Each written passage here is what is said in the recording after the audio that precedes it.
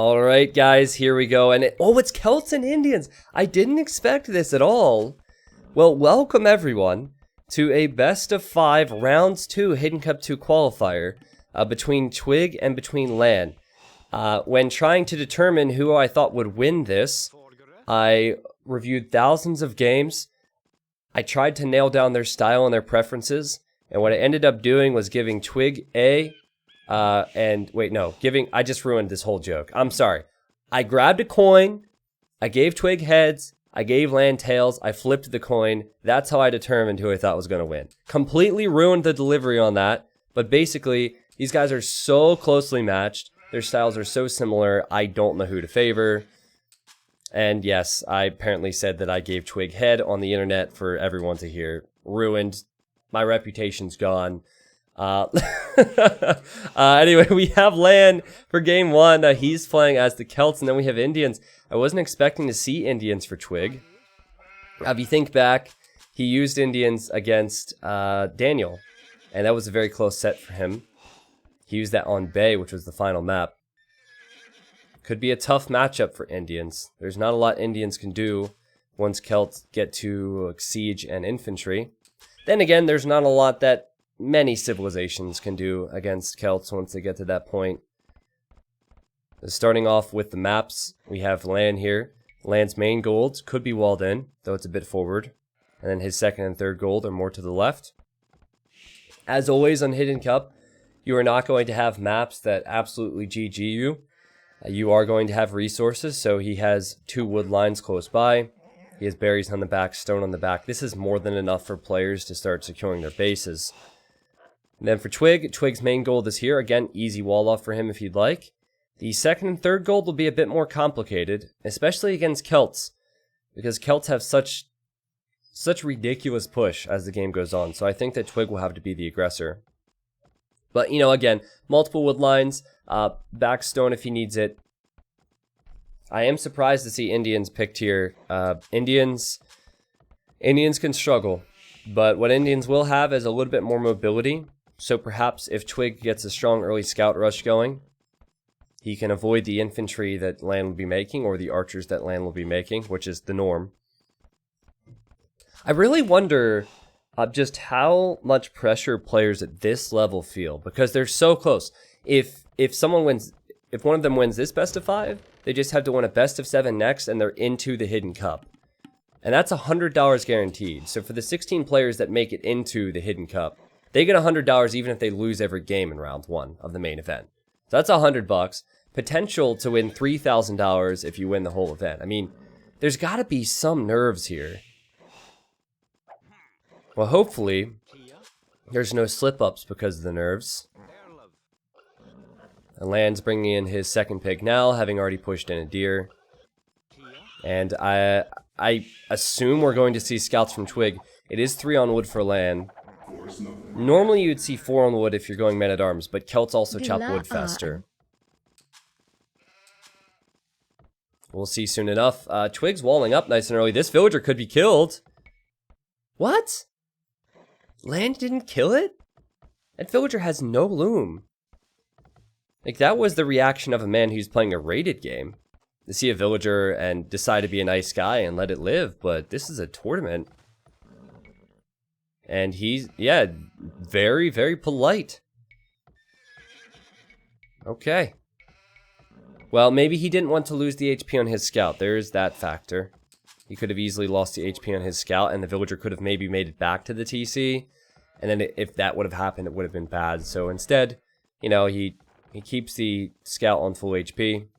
Is getting his scouting info in, which he couldn't do if he had a weak scout, because Twigg would kill him. And they're both on the way to feudal age at the exact same time. One player in Argentina, the other in Spain. Exact same build orders, I think. And it looks like scouts for LaaaaN, so he'll go for scouts instead of the man-at-arms approach. Interesting. Identical times. And Twigg is at home just pushing in his deer. So Indians, they have cheap villagers. So it's very easy for them to make a lot of scouts, all the while booming. They save a lot of resources. We saw that from Twigg in Game 5 in his qualifier versus Daniel. He could save so much food and get to Imp faster even. Also, Indians, they get bloodlines, which gives them additional HP on their camels and their scouts. It's a huge upgrade that Celts do not get. So I think that LaaN will probably transition out of horse units into infantry and archer units. And oh, that was so close. Twigg almost trapped the scout in there. That would have been quite a play. LaaN is lucky to keep his scout alive. But what I'm getting at here, as both hit feudal age, is this will be easier for Indians, at least with their opening. There will need to be a transition for LaaN. Both players have their scouts forward. And wait, is there no stable going up? There's no stable going up for LaaN. Okay, so he's not going for scouts. He wants to play defensive with spears and wall his base up. Okay. Well, it's kind of a risky strategy. But if he does end up walling here, which he's working on, he even milled the bear. Sorry, not the berries, the deer. And if he gets the walls up, then scouts can't get in. Interesting, though. Like, I'm never a fan of players playing passively. I feel like some form of offense is needed. But for now, it's all defense for him. And that's the Celt bonus. Their economy, they chop wood faster than any other civ, which gives them farms faster, all forms of eco and buildings faster. Now, if you're Twigg and you see this, then you just back up, you stay calm, you don't overcommit, and then you make an archery range. And with a few archers or skirmishers, you can kill the spears and maybe break your way through these walls. Yeah, LaaN just has 2 tiles to hit. Oh, don't tell me. Look at this. Look, oh my god, it's a matter of a millisecond. The scouts will get in and kill a villager. Now that's competitive Age of Empires 2 for you right there, guys. I mean, the feudal age times were identical.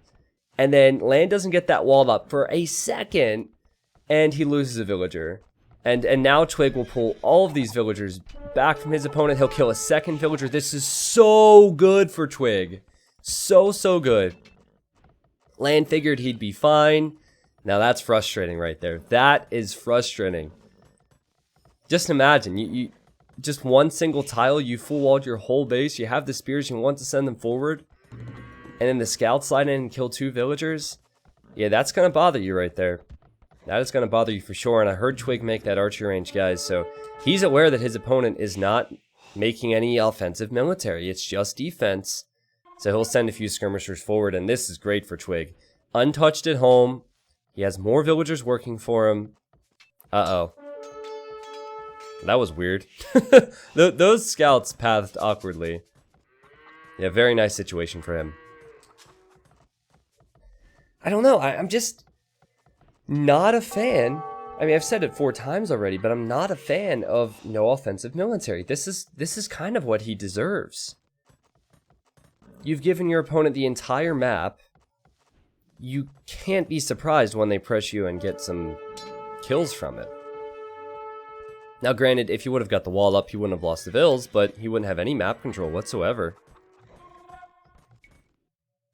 This one scout is running around annoying LaaN. There's 4 spearmen. This is like... I used to play this game called, I'm sure there's a bunch of games like it, but I used to play this game called Ragdoll Avalanche. There's a bunch of,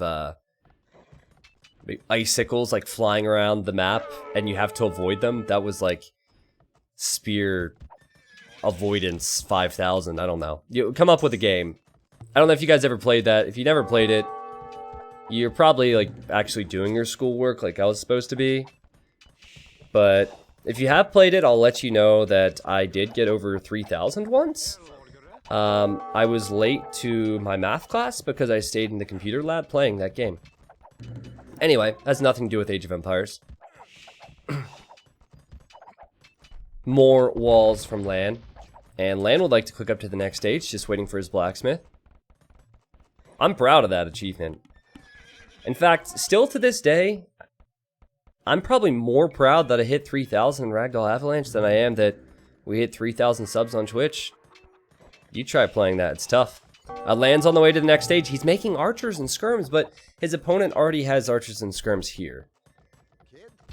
So thank goodness for him he's Celts, because he does have the faster castle time incoming. He does have that strong eco. But if you're in Twigg's position, you've got to be feeling very good about this. He has time to wall up his base. He'll probably be right behind him to the next stage.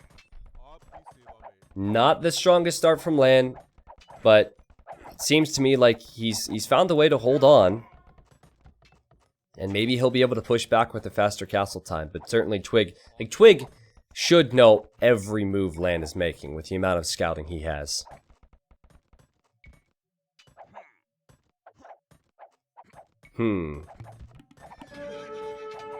So I love how LaaaaN's playing this at the moment.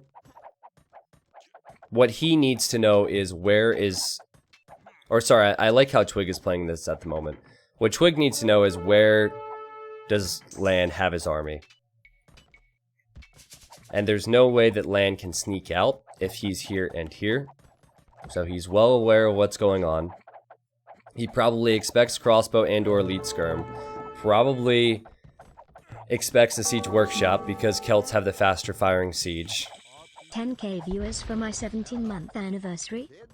And now LaaaaN is getting Bodkin Arrow for his skirms, for his archers, but just not pretty. It's not a pretty situation at all. Can he boom his way out of this, guys? Villagers are in harm's way. He built 2 mining camps here. It's really weird that he built this one. Like, it doesn't make much sense. Does not have the resources for elite skirm. That villager will die. Well, what? Yep, he's dead. This isn't looking good for LaaaaN. I don't think the score tells the whole story. Twigg is now on the castle age as well. And Twigg is getting crossbow, bodkin arrow, and elite skirm. You can tell how much cleaner his eco is because he was able to research that immediately. Oh, and he sees the woodline. He also knows about this woodline. He could send crossbows to either side. That would be a great play. Twigg is also forward with the siege workshop. So he's looking to pressure the Celt player with siege. And now there's a siege workshop for LaaaaN who gave up full map control with his decision in feudal age.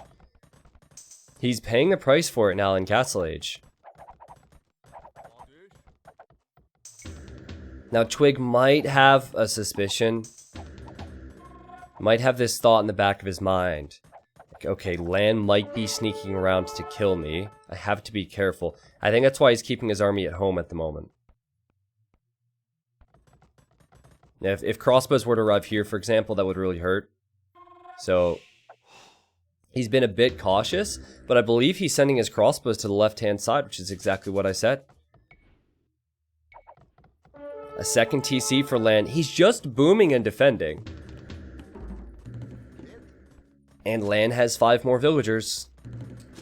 It's crazy what Celts would do. Like, any other civ, you wouldn't be able to get away with this. But Celts, man, Celts are insane, and the micro from Twigg is insane. He sends in his own mango here, he kills a villager, forces his opponent off of gold. He also split beautifully away on the hill. Oh, it's about to go down, guys. It is about to go down. Mangonel micro is needed. Skirmisher and crossbow micro is needed. Twigg and Daniel showed us just how good, or how important Mangonel micro is. And Twigg had amazing micro in that set. At this point, you probably can already tell who won. But definitely make sure you go back and watch that set. It was great. And there we go, Twigg. He did receive a shot, but he killed the Mangonel, and now he can fight his way up this hill. This is good for Twigg. There's another Mangonel on the left for LaaaaN. It will have a hill advantage as well, but Twigg splits. This is good. It's so risky, but it's great so far. The micro from both of them, so far it seems better for Twigg. And that's going to be a 1-for-1. That leaves skirmishers and crossbows versus skirmishers and crossbows. But another Mangonel is here for Twigg and LaaaaN. You know, his vill count looks good, guys. But this is not a great situation for him. It's so messy. He's lost 2 more villagers. His army's being chased. It's looking great for Twigg. And Twigg is now adding economy at home. So with the cheap Indian villagers, he'll probably catch up and maybe even gain a vill lead. I saw LaaaaN build this stable not so long ago. That's something Twigg hasn't seen yet. And Twigg only has skirmishers, not a single camel here. So Twigg will probably need to mix in some stables of his own. He's making the stables for camels. Good decision. Very good decision. I think LaaaaN is just hunting down the mangonels. Oh, wow. Okay, so LaaaaN wants to TC this. And he should be able to get away with that. I feel like Twigg could have sent a few units there earlier. As I said, 4 or 5 crossbows behind the wood line. Even now on the gold would deny the TC, but he's finding it difficult to justify pushing forward again, I guess, because he's chasing LaaaaN's army here. LaaaaN has just done a full loop, and now I think he's running back to his hill.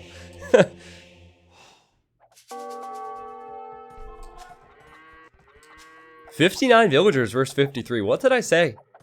80 population versus 79? I told you this set was going to be close, guys. One single mangonel shot, one single engagement can swing this for either player. Yep, and now LaaaaN, he sees the TC's up. So he's a bit late here, but this is what I wanted earlier. He's on the wood line, and here he's on the gold, and here he's forced to run back. What a game this is. This is such a good game. This is so close. So close. I am loving this. Incredible, man. Absolutely incredible. Just remember that Indians will struggle big time versus Imperial Age Celts. And LaaaaN now has a 11 villager lead, somehow. So I think Twigg almost needs to be more aggressive than defensive, than eco-focused, because if he's not aggressive, if he tries to just boom with Celts, he'll always be behind. And he does have quite a few camels, crossbows, and skirms. He's shifting his focus to the left-hand side. And he could flatten those villagers. And the TC. He attacks the town center first, and we need a reaction here, LaaaaN. Yep, good reaction. Speaking of reactions, Twigg will need a reaction to the army that LaaaaN is sending out. This is the first time that LaaaaN is actually going to Twigg's base this game, feels like. Might be trapped in here, though, so that's a risky move. And, oh, wow, LaaaaN is microing uphill. This is not easy. One solid shot for him will not kill his opponent's mangonels because of the hill disadvantage. The TC is being repaired. Twigg is getting chain barding. If he sends the camels in now, I think he kills the mangonels and he can kill the TC. It's tough, though, because LaaaaN did add pikemen. The crossbows are not doing much there. This hill is so important. Now, how's your micro now? All of these mangonels have lost some HP. LaaaaN kills one? No. He's gonna kill two? Close to it. So LaaaaN is defending. LaaaaN is defending, and Twigg is now going to leave the hill. He's not convinced that he can push this. I think that was Twigg's opportunity right there. He was 3 mangonels versus 1. He had the camels. I think that could have been his opportunity, and I don't think he'll have a second chance to take this if LaaaaN plays as he does. And wow, LaaaaN gets 2 quick conversions. Now, he did lose all of his crossbows here, which is really bad, of course, but solid defense here, and now he's building a castle, and now it becomes trouble for Twigg. Once Celts get their infantry rolling, once they become secure with their economy, it's so difficult for Indians. Indians would have to go with gunpowder in the next stage to counter Woad Raiders and Halbs. And then Celts have the siege to counter that. So, you know, 1 castle down, maybe 2 or 3 needed for LaaaaN before he's fully secure. Twigg, though, he shifts to the other side. And now LaaaaN has to shift defensively. 120 population for Twigg. He has about 12 more total population. He has 20 more military. But that could all disappear because a lot of it's in the form of the skirmishers and the crossbowmen. And again, good conversions from LaaaaN. I criticize the opening for LaaaaN, but it has worked out with his civilization. This style seems to be working for him, and he'll probably click to the Imperial Age soon. For now, he gets his gold back. He probably wants the next castle to go up on this hill. And good Mangonel micro from him. Again, if he castles this hill, there's not much that Twigg will be able to do, guys. Yep, and LaaaaN is on the way to the Imperial Age. Twigg will be right behind him, though. Twigg will be right behind him.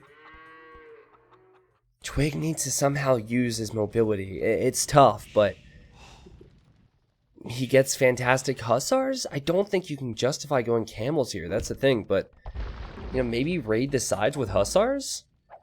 Certainly for now, just delay LaaaaN as much as you can. Here he can almost deny the castle. Like, all of this stuff is good. Delay, delay, delay. 96 fills for both. I'm loving this game. What did I say about this series? I told you it was going to be fantastic. I think all of the rounds 2 matchups are going to be fantastic. I think this castle's going up. It's just a matter of time. And Twigg's crossbows and skirmishers probably will not get much more value. And, oh, is he switching to cav archers? That takes a long time. And it's still tough if Celts get halberdier, but Twigg is thinking cav archers. Twigg realizes he can't wait for gunpowder. So he'd like to start off with cav archers. It's not an awful move. It's so tough once Celts get infantry and siege, but it's probably his best decision right now. Play this a bit like Huns now. Go cav archers and hussars and hope for the best. Cats will defend his gold. I also heard a monastery for him, so he might get the relic soon. There's a relic here, and a relic here you could snag. LaaaaN already has 2 relics, and I think as we speak he's making his way out here to get his 3rd. And he's getting elite Woad Raider. Celts are just insane. LaaaaN had 1 single army go to Twigg's base in this game. It was the crossbows that died. And yet still, I'd say that he has the lead now.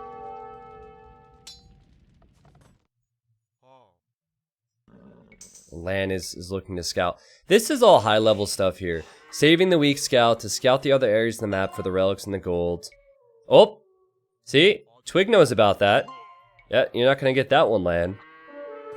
These things are so important. And it just shows you players are thinking about the same things at the same times.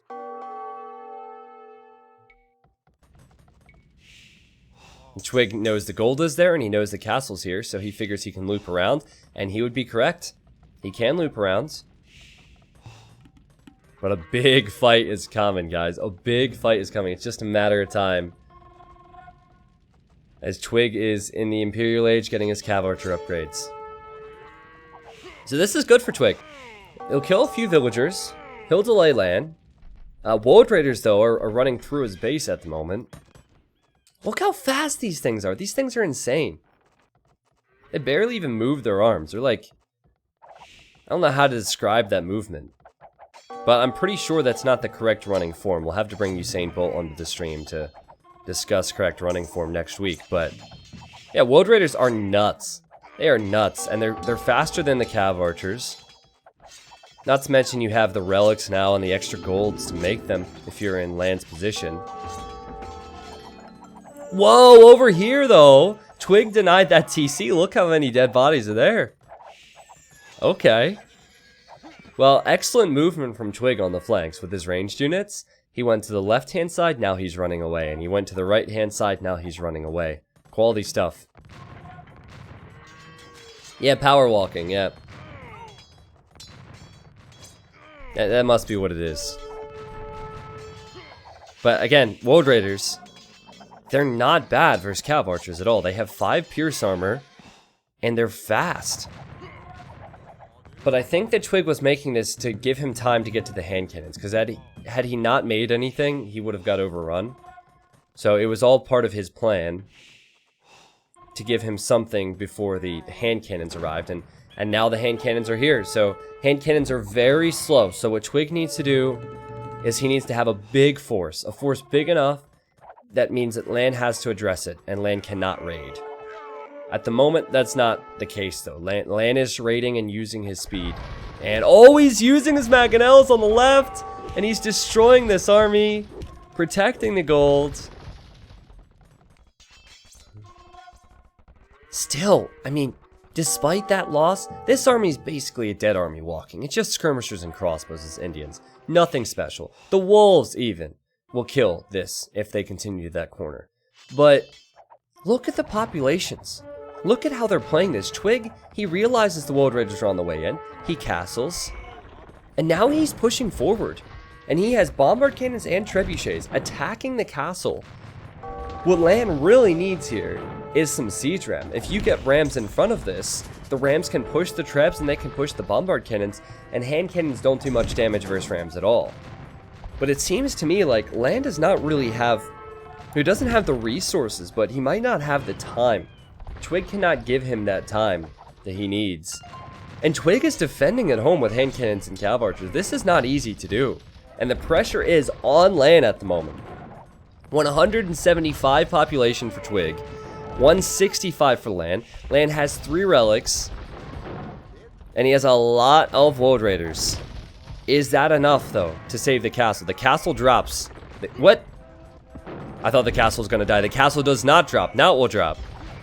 But will the World Raiders be able to push the bombard cannons back? It takes so long to create these hand cannons and bombard cannons, and they're so expensive. No, they can't do it. LaaN was trying to buy himself a little bit of time, but he lost the castle anyway, and he has so many resources here. And now this castle's next, and with the cliff, Twigg has an excellent choke point to sit in, so the World Raiders can never fully surround these units. What are we seeing? And look at this! Twigg is raiding the extra gold with a Hussar and a World Raider that he converted, and he's going out there to collect that. Outstanding play from Twigg. LaaN probably can't believe what's happening at the moment. Indians beating Celts in the Imperial Age. It's so incredibly rare. At least in my opinion. Twigg has played with a disadvantage with the civs. Ooh, that's a nice Mangonel shot from LaaN. But Twigg's just playing better. Still, you can't count Celts out, though. Celts are still pretty insane once they get enough siege rams. Oh, and here's an example. This is what siege ram can do. There's just 5 siege rams just passing their way in here. But what are they killing at this point, right? What are they defending at this point? 2 castles have already gone down for LaaN. He only has 1 castle. I mean, sure, the rams are going to kill a bunch of his buildings, but that's about it. Unless Twigg throws his bombard cannons away. Oh my goodness, the World Raiders come out of the rams. The bombard cannons are out of position. 3 out of the 4 go down. 4 are going to go down. The rams are still tanking shots. But it's 190 population versus 145. And I think all that Twigg needs is a few Hussars to clean up the rams. He's adding the Hussars. He'll add more stables as a response. Guys, Twigg is doing it. Twigg is doing it. It was so bad that he lost the bombard cannons, because he does not have a lot of gold remaining, but he can continue this push, and the relics are right there. Pretty insane how Twigg has played this. LaaN might be kicking himself for not trying to take any map control earlier on in the game. He's just finished the Onager research, so he will have Onager and World Raiders. But that is him praying, basically, that he can get a shot or 2. It is quite a risky move to rely on Onagers when Hussars are around. But Twigg is having gold problems. If he loses his hand cannons, he's not going to be able to make many more, and there's a big shot! So LaaN needs more of those engagements. I also think that Twigg, if he can afford to do it, he should raid on the left. I see a stable there, he should raid. There's also a monastery there where LaaaaN has his 4th relic. So he has 4 out of the 5 relics. At least until this monastery gets shot down. Great job from Twigg to sacrifice Hussar after the Onagers. Uh-oh. Micro, my friend. Micro! Onager! That's a big shot. Could be another one. That's another big shot and another one. Suddenly, the populations are a bit more even. I can't get over this game. The Onager survives. It's 180 population for both. I told you this series wasn't overhyped. I told you they'd be so close. Look at this. And now Onager's from the left from LaaaaN. And LaaaaN is suddenly back in the game. He's building another monastery to get his relics back. He has pikemen, woad raiders, and Onager. And Twigg is back. He's pulled back. He's like, oh geez, what do? I can't push this. And now he's building a castle on the left-hand side and sending in hand cannons and raiding with the Hussars. So he's repositioning here, guys. Like, it's a great move to do. I think that this was getting a bit too risky. This is a crazy game. Now, if you look at the mini-map, virtually everything is scouted for both players. Except this right-hand corner. So there's actually a gold there. And LaaaaN with a Cav Archer he converted is running around. So maybe he'll get lucky and scout it. But I think this has shifted to LaaaaN pushing here, maybe, and defending here. And unless he feels like this is too difficult to deal with half an army. And oh my god. Oh my god, he's sending everything. And there's a forward castle from Twigg. Are you kidding me? Twigg, you have to cancel that one, dude. You'll lose the stone if you don't delete this. Wait, the Hussars are coming in! The Hussars are coming in! The winged Hussars arrive! I don't know if they'll kill all the Onagers, though. There's a lot of pointy boys in there. I mean, the castle will be halfway dead. But by the time it's up, it'll be dead. And the hand cannons are getting hit from the Onager. Yeah, that castle was a bit much. I don't even think it'll fully complete. Ugh. No, it will not fully complete. And LaaaaN takes the population lead. Crazy how stubborn LaaaaN has been. Again, he has the relics. He has that one Cav Archer there raiding.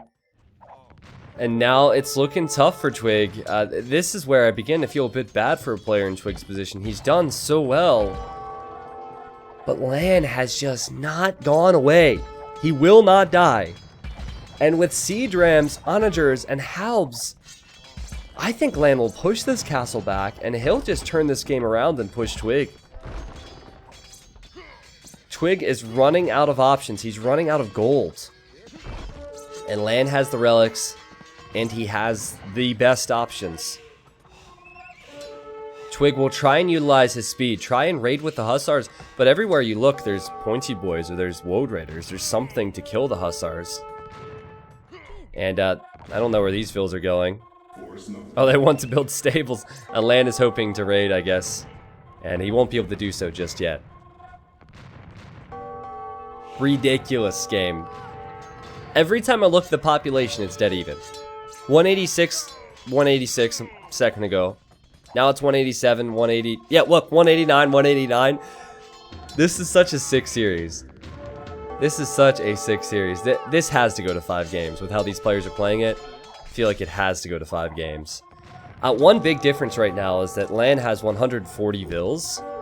So he has a lot more villagers, and he also has the Celt Eco, but he also has more idols. He has 50 idols because the raids that Twigg has just started going for. So it's hard for me to say whose economy is better because Twigg's economy is certainly less idled. His villagers are all working, whereas LaaaaN has 30 to 40 idols at all times. So LaaaaN definitely needs to sort that out. And then he needs to take this hill back. Like Twigg is just raiding from all different sides at the moment. And if that's how he's going to win this game. He's not going to win this game fighting the main army of LaaaaN. He needs to hit from the sides. Hand cannons on the hill, and then I'm thinking Rams, Hussars, hand cannons in the corners here. Look, imagine if he killed these villagers. That would be a huge deal. Still, the population's close. The game is anyone's to win at this point. There's still that gold in the corner. I guess they're never going to scout that because they feel like they've scouted everything at this point. Yeah, good micro from Twigg to get away from the Onager. And he's starting to get in on the left, guys. Twigg is taking a decent population lead now. It's 90 military versus 60. Oh, if he could just get some Hussars here, it'd be beautiful. Just imagine Hussars there. It'd be incredible. I'm a bit speechless at the moment. I really am. This game is everything that I expected. This game is a sign of things to come in this best of 5. Obviously, only one player will be able to advance after this best of 5 to, there's essentially one of the finals to see who gets into Hidden Cup. But you know, when you see games this good from players who weren't even good enough to make the top 14 to get a spot, you know that the whole event is going to be fantastic. LaaaaN is taking this hill, guys. Halberdiers, Onagers, and Rams. Very slow, but effective composition.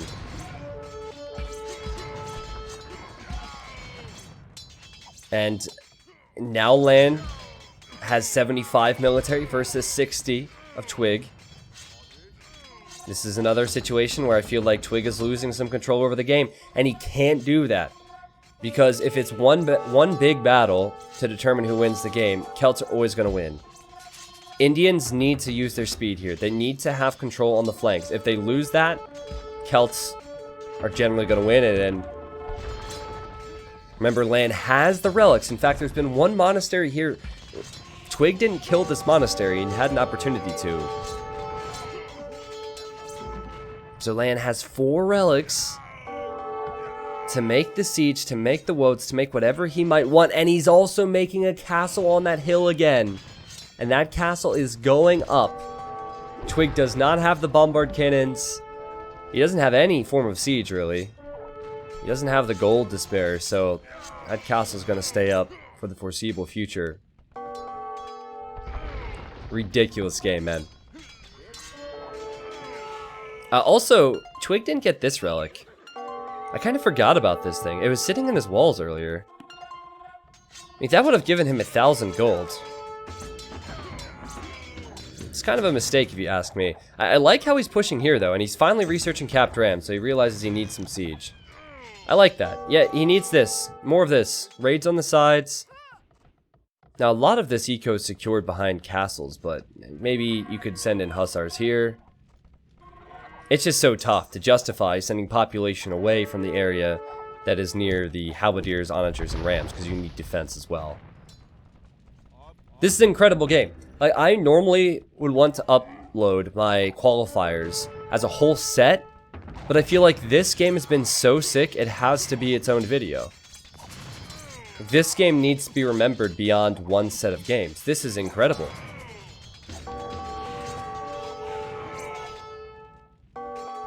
The score is even, the KD is even.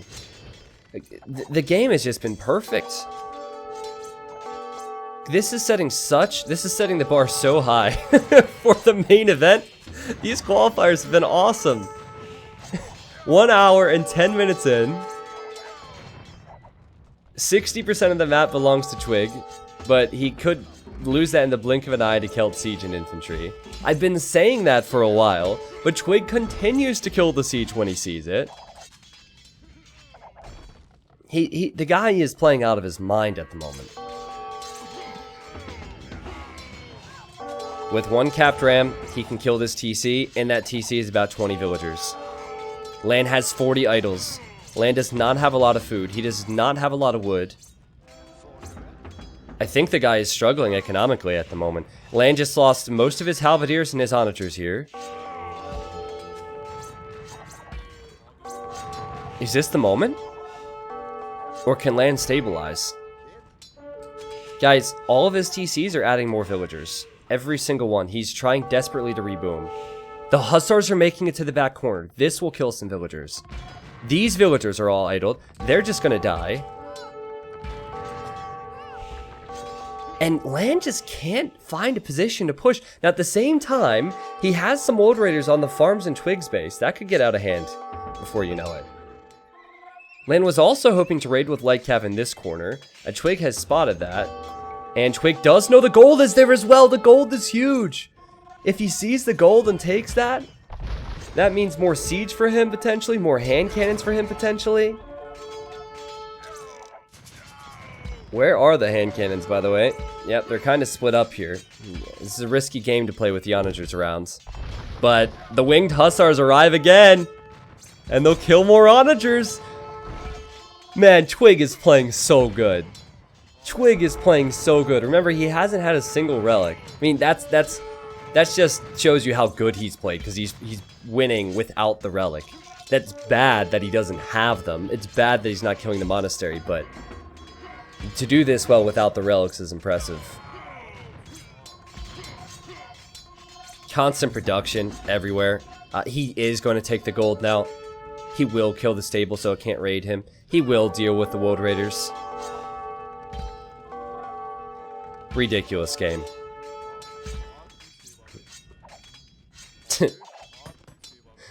Does it bother you guys when I say that Indians have the winged hussars?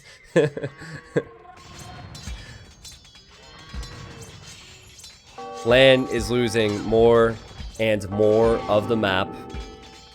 He's losing his buildings. He has gold. I'm just cycling through his buildings to see if he's producing. He does not have a lot of wood, and he does not have a lot of food. And he does not have an answer to the raids. Actually, a lot of his wood, where's he going to get wood? If he can't get it in this corner, he has to get it forward here or over here. All of that is raidable. Look at this scouting for Twigg. Look at this scouting for LaaaaN. The amount that they see on this map is incredible. The amount they're doing in this game is incredible. But I'd say Twigg has had not a commanding lead, but he's had a lead over the last 10 to 20 minutes of this game, for sure. Look, this gold has 11 gold left on it. Well, that is just how laughable the situation is for LaaaaN when it comes to gold. No, I'm kidding. His gold situation's actually fine. It's just that 11 is the laughing taunt, so I needed to make that joke. Because how often am I going to have that opportunity? What are the chances of that? Actually, his gold is laughable. He only has 500. He doesn't have any wood. He doesn't have any food. He's at 160 pop. He's defending everywhere. It feels like it's just a matter of time. Twigg needs to kill this freaking monastery and build his own and take that relic. For the love of God, man. You have a monastery. Maybe he doesn't see it, you know? Maybe they'll have to fire that architect who built the houses there. But as far as I can see, Twigg is well aware of where LaaaaN is getting resources. He sees everything. He knows where to pressure, and he is just suffocating the guy. And Twigg is playing out of his mind. I said this series would be close. I said in awful fashion at the start of this game that I flipped a coin to say who I thought would win this one because it's impossible to predict. But I think Twigg is closer than he's ever been to a victory in this game. There's a 50 population lead. Oh, that hurt. He's just all over LaaaaN at the moment. If LaaaaN didn't have the relics, he would resign, for sure. The only reason he's continuing is because he has the relics. This monastery's still alive. I guess it will slowly die. This monastery has 3 of them. But LaaaaN, look where he's building a lumber camp. There's not enough trees to go around here. It's like anti-forest nothing. That's what you get for saying you don't like forest nothing on my stream. Nah, he never said that, but seriously, like, he wishes he was playing forest nothing. Now he can't get wood anywhere. Oh, that onager shot though. Okay, so Twigg has slipped up. He didn't have hussars on those onagers. I also saw him research Man-at-Arms. Did you guys see that? Is he considering going champion now? Might be considering going champion. I swear, this is bothering me so much, though. He can get this relic. No monastery. Is he even making a monk? Oh, he is making a monk to get that one. Okay. Alright, I'll take it. I will take it. Small pointy boy raid from Twigg. The guy's... How many farms does he have? He has 50 farmers. I feel like he's running low on resources right now. I guess all of his stables are... Well, no, actually. All of his stables are not producing. His ranges are. He's making a lot of skirms.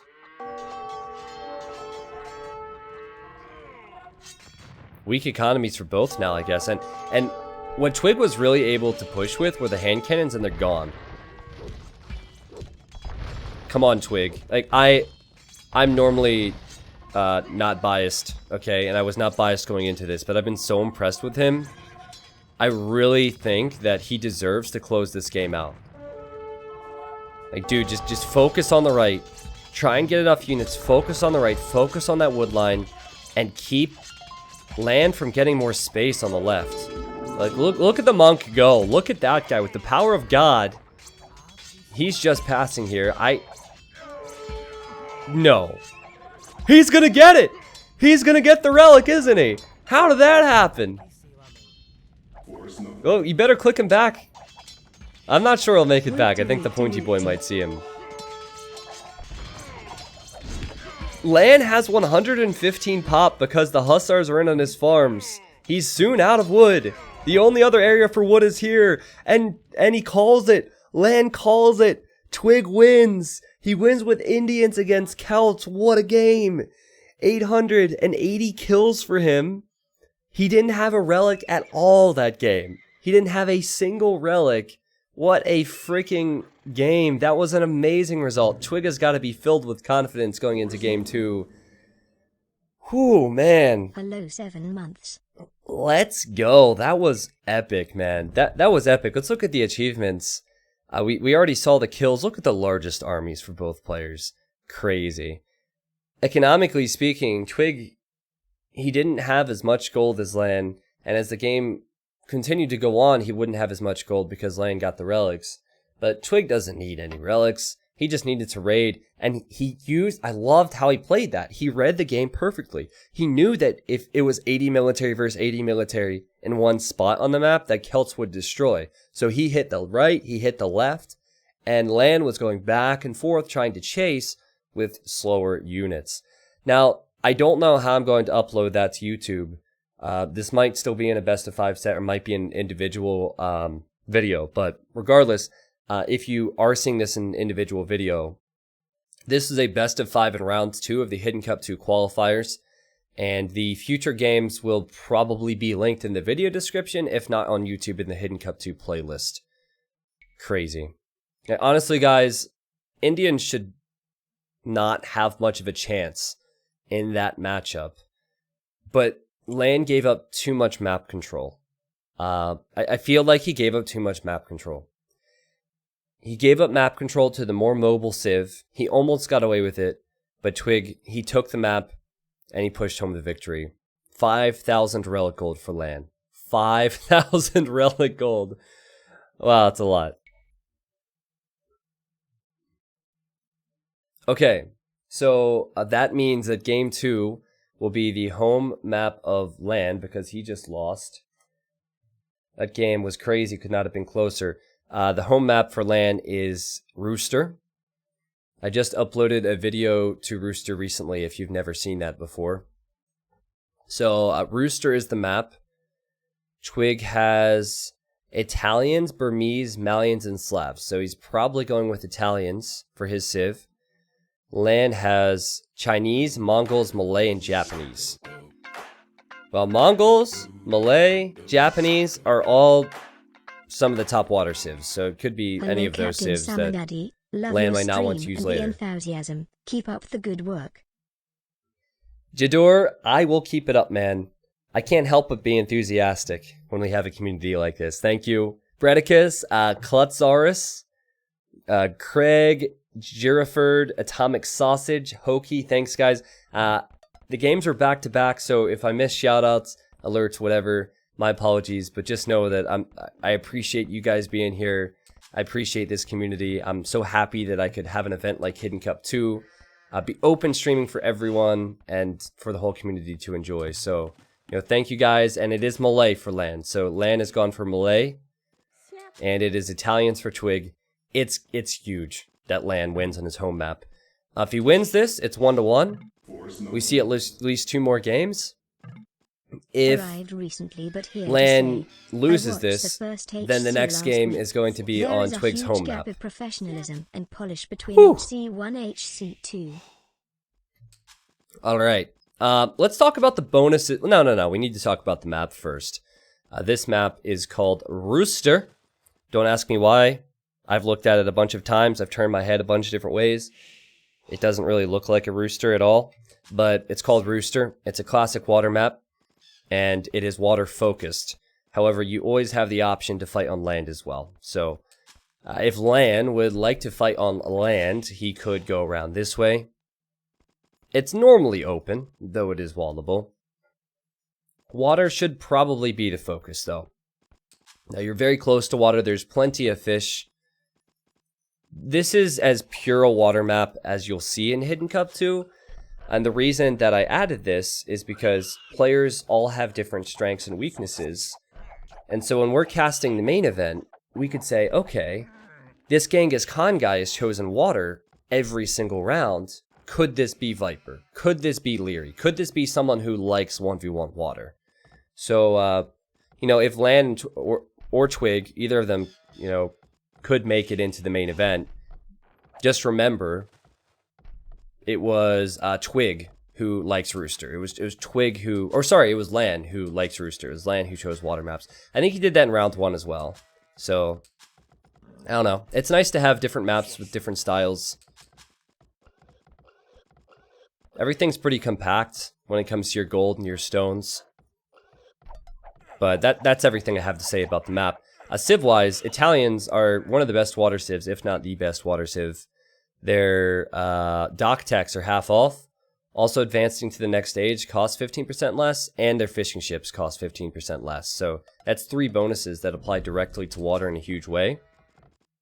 And then you have LaaaaN, who advances 80% faster to the next stage. And if the game goes on for a long time, he could research to make his docks turn into harbors, and harbors shoot arrows. Did you notice that? Twigg tried to steal some sheep there. And now Twigg sees the villager building the dock, and both players are doing that. T90, the water in the middle looks like the face and coif of the rooster in Wallace and Gromit. I don't know what that is, Shape, so I'm going to take your word for it. I see it. The lake is in the shape of the head of a rooster. Oh, really? Okay, I just got a WTF from Twigg, and that was it. Let me see. Did he message me about something? Are we having an issue? Oh, lag. Yes. Okay. So Twigg says it's not me that's lagging. Ooh, that looks pretty bad. Hopefully no one loses a villager. Okay, no villagers dead. This is the classic. Fix your ping, man. You know, LaaaaN, this should have nothing to do with the lag, but LaaaaN is badly housed at the moment. So he needs to get that house up. He also needs to get these villagers working. Yeah, that will definitely hurt their economies. Getting housed is so bad because that puts you a villager behind. Oh, he didn't even finish the house. Oh no. He seems really frustrated with this. There's not really much that can be done. Yes. Well, he's down a sheep. Is it 2? No, he's just down a sheep. And he's now technically behind 2 villagers because of his poor Dark Age there. And they still seem to be having issues. I think they might save it. And if they save it, I might have them redo it if they both agree. because at this point, there's 0 kills for both. It probably made both their Dark Ages sloppy. Okay, they're back, guys, so they've saved, and they're going to restore. I'll have to close out of the game and let me speak to them about this.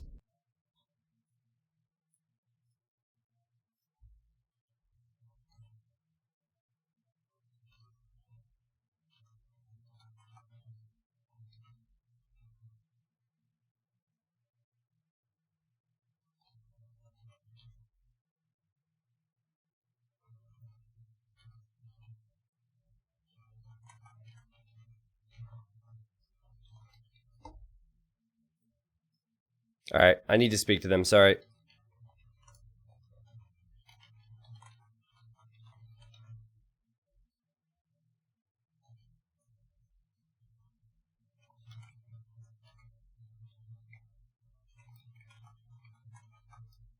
I think Twigg's going to rejoin, and we're going to restart it from the beginning. Cool, that's fair.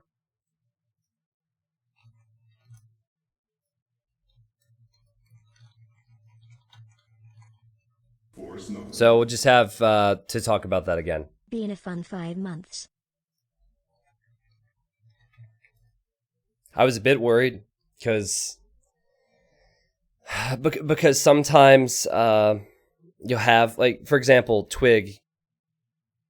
He didn't know how bad LaaAN's position was. So, I mean, Twigg could have given me a hard time and said, no, we both experienced the same lag. I can't help it if he screwed up, you know, but Twigg said they'll restart from the beginning. Sweet. How was the previous game? The previous game was ridiculously awesome. Probably the best game of the qualifiers so far. T90, not sure if you've noticed, but I've been timestamping your Hidden Cup 2 YouTube vids. No one has said anything about the fake timestamps on sets that don't go to 5 games. Yeah, I saw you say that earlier. I've seen a few people timestamping, yes.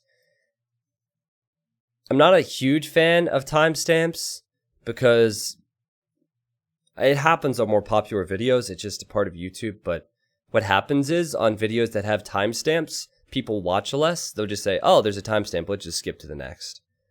So as someone who wants someone to get the whole experience and watch all the videos and see all the games, I'm not a huge fan of it. However, it obviously can be helpful.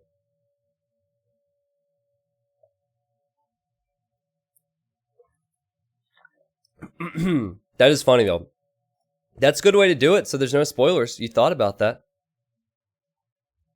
So we're going to play Rooster again because they had a lag issue. They had to reconnect to each other. That's just unavoidable. Twigg says it's not his internet. LaaAN says it's not his internet, but they're connected now, and they'll just relaunch it on Rooster. T90, what tips would you give to someone who would like to stream? Start. It sounds like a cop-out. It sounds like a dumb answer, but the reality is you have to just start and do it. It's like anything else. You're not going to be good at the start. I mean, it depends what you want to do. Depends what you want to do. But if you're going to cast, you're not going to be good at the start. No one will be. I didn't get to where I'm at in a day. I got here in 1,200 days, you know? So I would just start and just have fun with it. The other thing is to have a good time. Only do it if you're really enjoying yourself and go from there. I wouldn't put any expectations on yourself or anything like that. Okay. So we have Malay for versus Italian. Sorry, so the same civs. Maps seem to be nice and good. Occasionally there can be some bugged resources on this map because everything's so close together. But nope, everything looks good. So we have game 2 between Twigg and LaaAN. I talked about it before the restart, but I'll bring it up again. This is Rooster, and the players are able to find each other on land if they would like, but it's a long journey. For the most part, this is a water-only map, though there are land options. Italians have half off their dock techs. They have 15% cheaper fishing ships, and their feudal age is, or their next age in general, is 15% cheaper. So those are bonuses that apply directly to aggressive water maps. Malay advance 80% faster to the next stage. They have full water upgrades, at least with galleons. And I'm not sure if they have fast fires, but anyway, they're amazing water civ. And then they have the unique tech, which can make their dock harbors later on if this gets to the Imperial Age. Harbors are essentially docks that shoot arrows.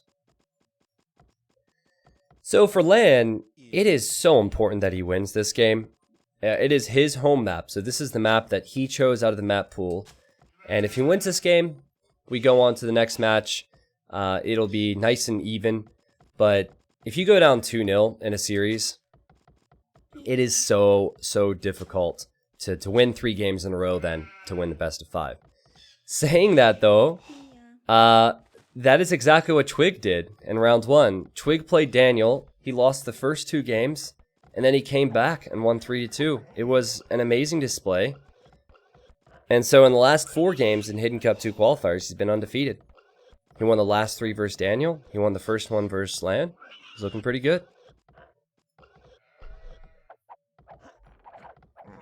Alright. So we should see the docks going up. What you can do is try and get over there and block off your opponent's vills from building the dock. I don't see any scouts doing that. Instead, they've been pushing deer. Yep, there's a dock, and then we will likely see a dock. Look at that, identical times. I mean, the first game was just perfect. The feudal age times were good. The vill counts, the military counts, the populations were so close in the previous game. Everything was close. That last game has set the bar so high, man. The qualifiers are setting the bar high. I spoke to a few top players and asked them what their predictions were for the qualifiers, because we have so many good sets in rounds 2. And pretty much every person I spoke to, which was about 5, I think, they said, I can't even predict it. It's too close. So that means that players who are not necessarily participating in the qualifiers, but players who have played these 2, realize that it's very hard to judge. So I saw a comment on YouTube today that I think the guy said that he has always thought that I was saying fish and chips when saying fishing chips. Wait, no, I just said fishing chips. Shoot. I meant fishing ships. Sorry, now I'm all confused. So I apologize for that. It was always a meme. It was always a joke. But I didn't realize that someone actually thought that I was always saying that. Now I screwed it up. And now if you're never thinking that, you're always going to think that. I think I just ruined the experience for you guys. Mouth words are hard. Exactly, yep. I prefer hand gestures. I'm more into sign language. Unfortunately, I didn't get many viewers on my T17 official sign language channel, so it's kind of hard to cast Age of Empires 2 and do sign language and also you know, use your mouse and keyboard, but I got used to it after a while. LaaaaN is on his way up to the next stage. Now notice he clicked up later, but he'll be there earlier because of the Malay bonus. So that kind of eliminates that bonus that Italians have, where they have the cheaper uptime. But remember, Twigg's fishing ships are cheaper, his dock techs are cheaper, and then his click to castle age will be cheaper as well. They will definitely start off with the fast fire chips. Shogo. I thought he was asking a noob question, like, oh, do they start off with fast fires? But I didn't realize he said chips, so I played into it. But yeah, they will start off with fast fire ships. And then, of course, a few demos will be helpful. Players are not far away from each other, so you have to play very cautiously.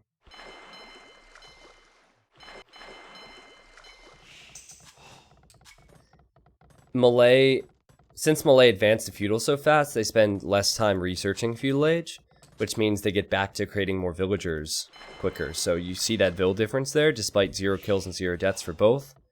That's the Malay bonus. It's essentially a 3 villager bonus. I think it's 2.5. Normally, I don't know if it's 3 exactly, but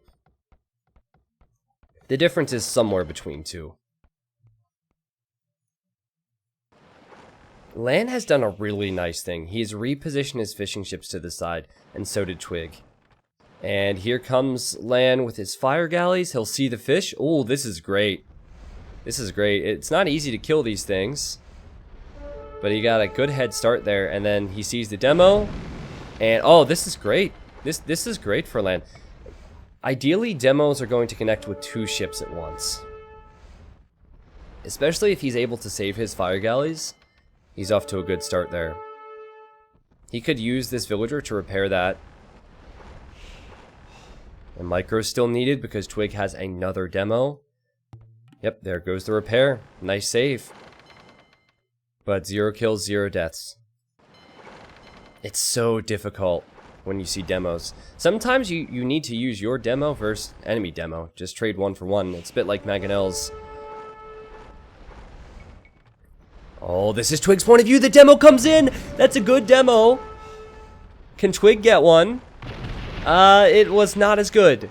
Still 1 kill and 1 death for both players. It is 6 military versus 5. Very, very close. And more repairs now for LaaaaN. Oh, this would be a juicy spot for a demo for both of them. I've liked LaaaaN's micro better on water. He gets another kill.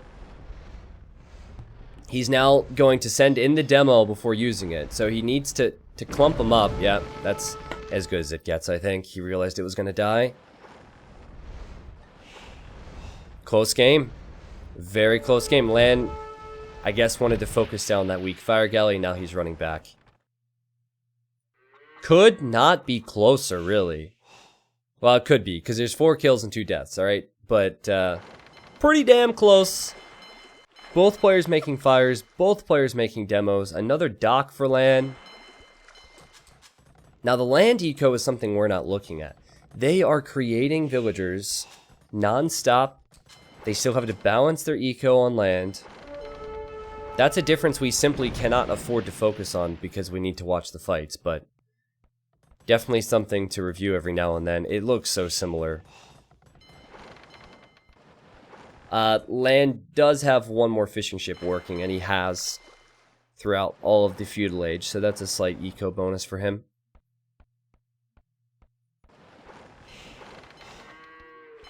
Slumdog, there's a beta version of the overlay available, which I'll have tomorrow.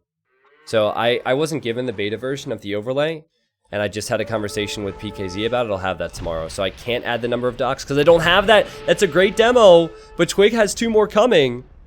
Just passing? Just passing? Just passing, apparently. He felt like he didn't need it. He goes in after the fishing ships. Do it. He kills 2 fishing ships. What a play. So it goes from 4 kills. Okay, that's a nice demo as well, but it went from 4 kills for LaaaaN and 2 deaths, and now it's 11-7, or 7-11, depending on the way you look at it, depending on how hungry you are. Nice job from Twigg. And he's continuing to push in now. This is looking better and better for Twigg, and LaaaaN might fully abandon water. LaaaaN didn't need to engage that fight. I think he should have gone back. He misjudged it or mismicroed it.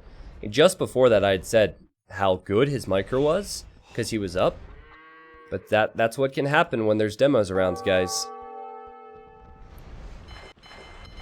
You still have an opportunity to push back on water because it takes a while for your docks to go down, so you can make more fire galleys.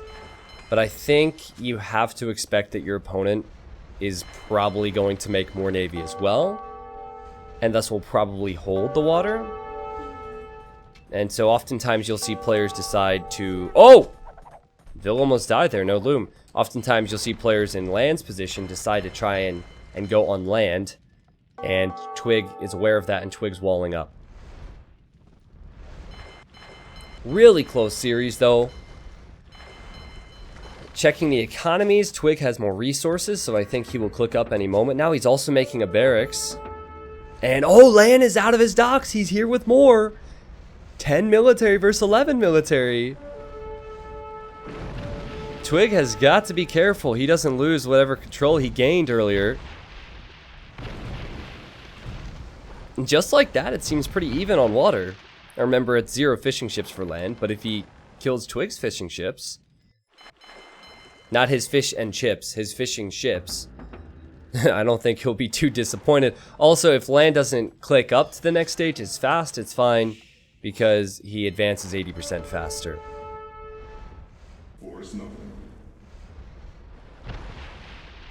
Great stuff from LaaaaN. Great stuff. Great job holding on. And Twigg is now on the way to Castle Age. I don't know though, guys. I saw him build a barrack, so he's thinking about going on land a bit. But if he loses all the control he just gained on water, that's really, really bad. Kind of seems to me like he is. 12 military versus 4, he's just lost it all. look at the fishing ship hiding. That's kind of funny. Now, just like LaaaaN did, Twigg could get back on water if he garrisons his docks and hides his ships. The castle times are nearly identical. What a game, man. What a game this is. Is there a hole here for Twigg? There is a hole there. That's something to keep in mind. Also, what's he doing? Will he make a stable? Sometimes you'll see players make a stable and transport a knight across. He's redocking for now, so he recognizes the importance of water. This is where the dock techs being cheaper is a huge deal for Italians. It's so much more expensive for LaaaaN to get these upgrades they'll be going for. But LaaaaN is getting it anyway. And I'd expect Twigg to as well. Oh! Oh! LaaaaN was patrolling his scout! That's the importance of a scout on this map. This villager will surely die now. Unless he pulls some Viper-esque move and somehow walls this in. Okay, why is LaaaaN not fighting that? I don't understand. His scout was on full HP. The villager's running back. These docks are on fire for Twigg. He can't hide his ships much longer. Demos, war galleys, fire ships, everything. I don't get why the Ville's still alive. I still don't understand that. I'm confused. But here we go. This gets all the more dangerous to be in LaaAAN's position. LaaaaN has come back into this game. But it's dangerous to sit next to the docks like this. The defender's advantage is so ridiculous on water. Because of the current meta, fires and demos are so much stronger. So when you're trying to kill someone's docks, they could just send out a demo, surprise you, and kill half your ships. So LaaaaN is now thinking about going war galleys and fires, and it might be a bit early to make this switch. Also, his ships are not attacking. I'm freaking out here, guys. I am freaking out. Do we have any type of land aggression for Twigg? Stable. Okay, so he's building the stable on the right. But LaaaaN will hold water control. LaaaaN has walled up his base so knights can't get in. But transports could happen. So a dock could create a transport and send it that direction. Don't agree with the early... Oh my god, the GG's called. The GG's called. I think Twigg got caught in 2 mines there. That was definitely a bit of a throw from him. I feel like he should have focused more on water. He built the barracks, didn't do anything with it, ended up building the stable after he's lost water. Why not win water, then build the stable? I think he underestimated LaaaaN. I think he definitely underestimated LaaaaN. And LaaaaN gets a win on his home map, and that's good for us. Scores 1-1.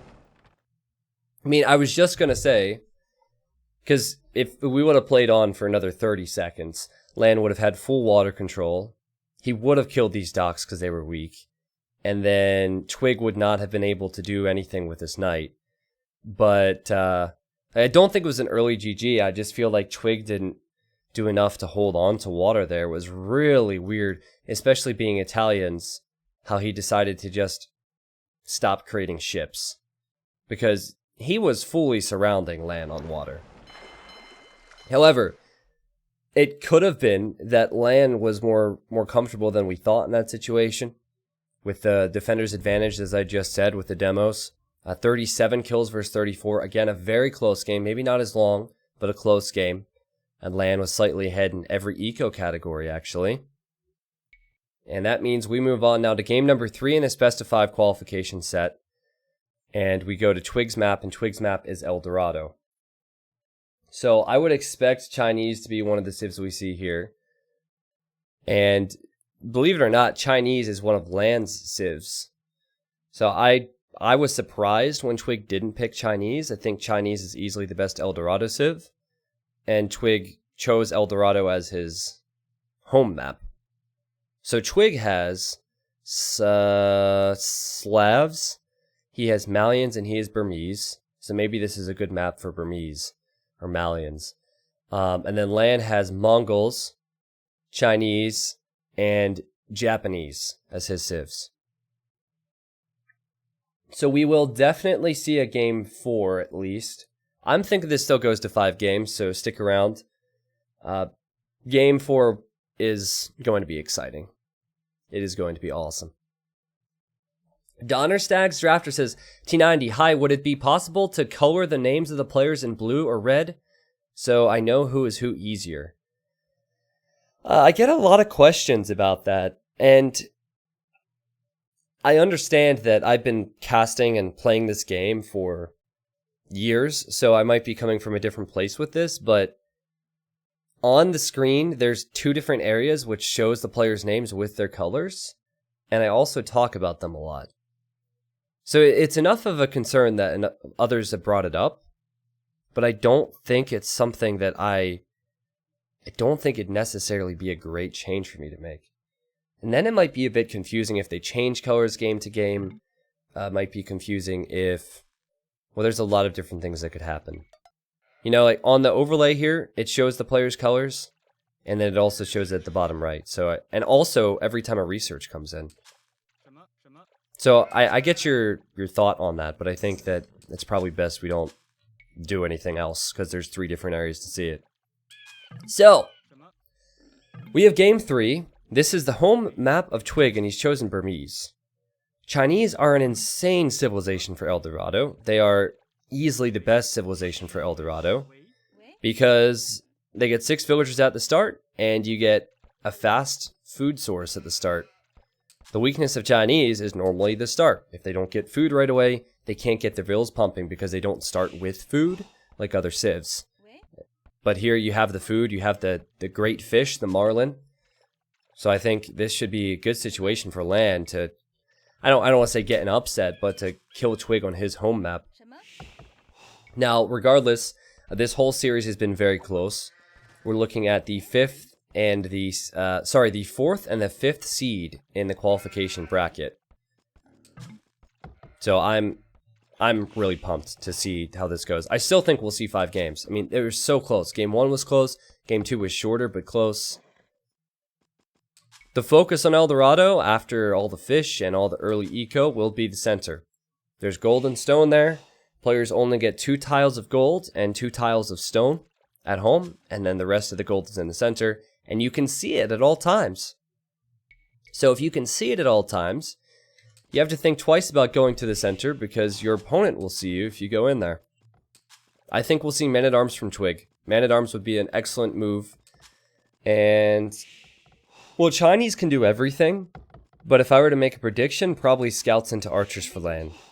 But that's quite a risky move, guys, because on this map, if you're building farms, you can't build them next to your town center. You have to build them far away from your TC. So we'll see. Pretty good map for LaaaaN, though. There's not a lot of wood on El Dorado, and he's choosing the wood on the back. I guess Twigg would have that option as well. Brasny, this is the only Hidden Cup qualification matchup tonight, yes. Let's see, quick math here. In 13 hours and 20 minutes, we will see Miguel versus Jordan 23. That will be 7 a.m. for me, so I'll be waking up nice and early to cast that. Then on Sunday, at a more reasonable time, we will have the set between Fire and Licks. And then the other quarterfinal in the qualification bracket will be probably Tuesday. Vinchester and Dogal have not confirmed anything yet. But, I mean, this set is fantastic and close. All the other sets that are yet to come for the qualifiers are going to be close. I really can't. I'm glad I'm not putting money on the games, let's put it that way, because it's really hard to know who will win. Now, these are live Atomic Sausage. These are all live. Every qualification will be casted live unless they overlap. The only exception would be if they schedule it at 4 a.m. my time. That's the one time. If they do it at 2 a.m. or 3 a.m. my time, I'll just stay up. That's fine. But like 4 or 5, I'd be caught in between. Do I want to go to bed? Do I want to try and wake up early? Alright, so Twigg is now getting some walls up, and there's a bit of a pause in game. T90, who is number 1 and number 2 seeds? The number 1 seed is Dogal in the qualification bracket, and the number 2 seed was Fire. So 2 Brazilians. There's a pause right now, so I don't have much to talk about except the fact that I think it will be Man-at-Arms for Twigg. And LaaaaN, I don't know how he'll deal with the Man-at-Arms threat, but I think it's probably Scouts for him. And by the way, you have deer on this map, you have 1 pig, not 2, and then you have your berries and a bunch of sheep. So you actually have more food on this map despite being down a pig. There is not an AI playing in the Hidden Cup, no. I didn't think it would be fair to put an AI into a position where players could play, because we are talking about a tournament with over $10,000 in prize pool. I think that there would be a player upset with me for giving their position away to a bot. Nope, there's no prize pool for the qualifications. It's 3 weeks of games, basically. Oh, they're having lag issues again. 3 weeks of games, basically, to make it into the main event. Just 1 month to go. Okay, I don't know what that's saying, but I think they're talking about lag being a problem. Yes. So, and they don't know why it's happening. So, they might save? Let me see the game room. Yeah, I think LaaaaN came back to see if they were fast proxy. Hopefully it irons itself out. Here come the militia for Twigg. He is going for Man-at-Arms. Good stuff, good stuff. And LaaaaN actually scouts that as well. Can't tell you how big it is to scout when someone's going Man-at-Arms. A lot of people ask me, T90, I'm having a lot of trouble dealing with Man-at-Arms. Well, the main thing is scouting it. If you know it's coming, you give yourself so much time to wall. And so this is perfect for LaaaaN.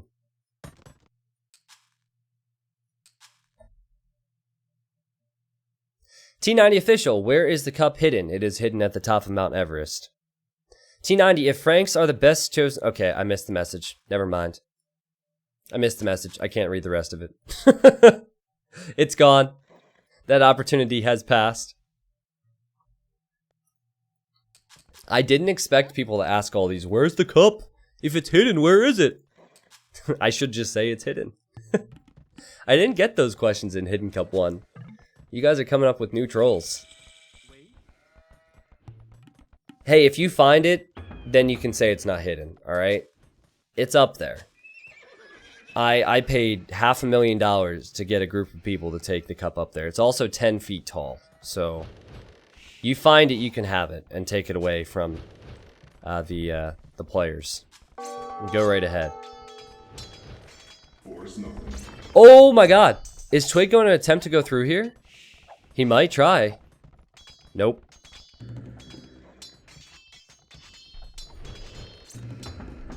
Well, Twigg has made Man-at-Arms, which is a very aggressive early decision.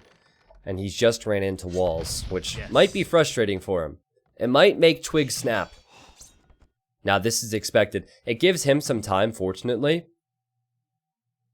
But I find that Chinese are so much stronger than Burmese as the game goes on. And okay, they're saving and they'll restore this once they connect again, because the lag's too bad. 0 kills, 0 deaths, so lag didn't play much of a factor. Yeah, they'll have to restore this. I'm disappointed that people didn't seem to get the Twigg snapping joke. Get it? Get it? Twigg might snap. What's up, Dave? Oh, you did get it? You just chose not to respond? Fair enough. Fair enough. I mean, I was trying to make you cringe, so the more people that boo me, the better. It seems like it worked against Kelly Kid, so. Listen, don't laugh over the top. Don't give me that sarcastic laughter. Like, haha, it was so funny, T90.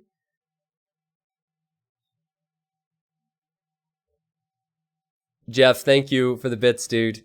Thank you for the sub. We had Rita with the sub. Cheese Overlord the second. Who was it who 60 seconds ago said that they were new to the stream? Hold on, I got this. So many messages. Well, oh, it was Cable. Cable, he says, hi, I'm new to the game and channel. Thanks for the great content, dude. You're welcome. Saw your message. Sometimes don't have time to get to it. Yeah, I know, Chad. Everybody's new. Everybody's new. You've never been here before. They are restoring from the point which we came out of the game. So, somebody's neighbor is watching. You know, how funny would it be if they're lagging because their neighbor is stealing their Wi-Fi to watch my stream? What are the odds of that? I mean, the odds are getting better and better the more viewers we get. That's what it is. Twigg's neighbor is stealing his Wi-Fi, and he's watching my stream on 3 different devices, and that's why the game is laggy. So Twigg's neighbor, if you're out there, how about you stop it, man, and just watch the YouTube video later on. Thanks, man. Stop flattering yourself.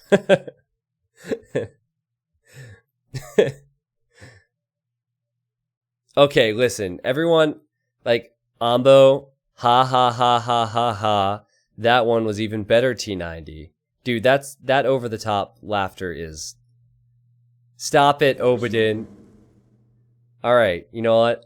I'm so new. Well played, guys. Well played.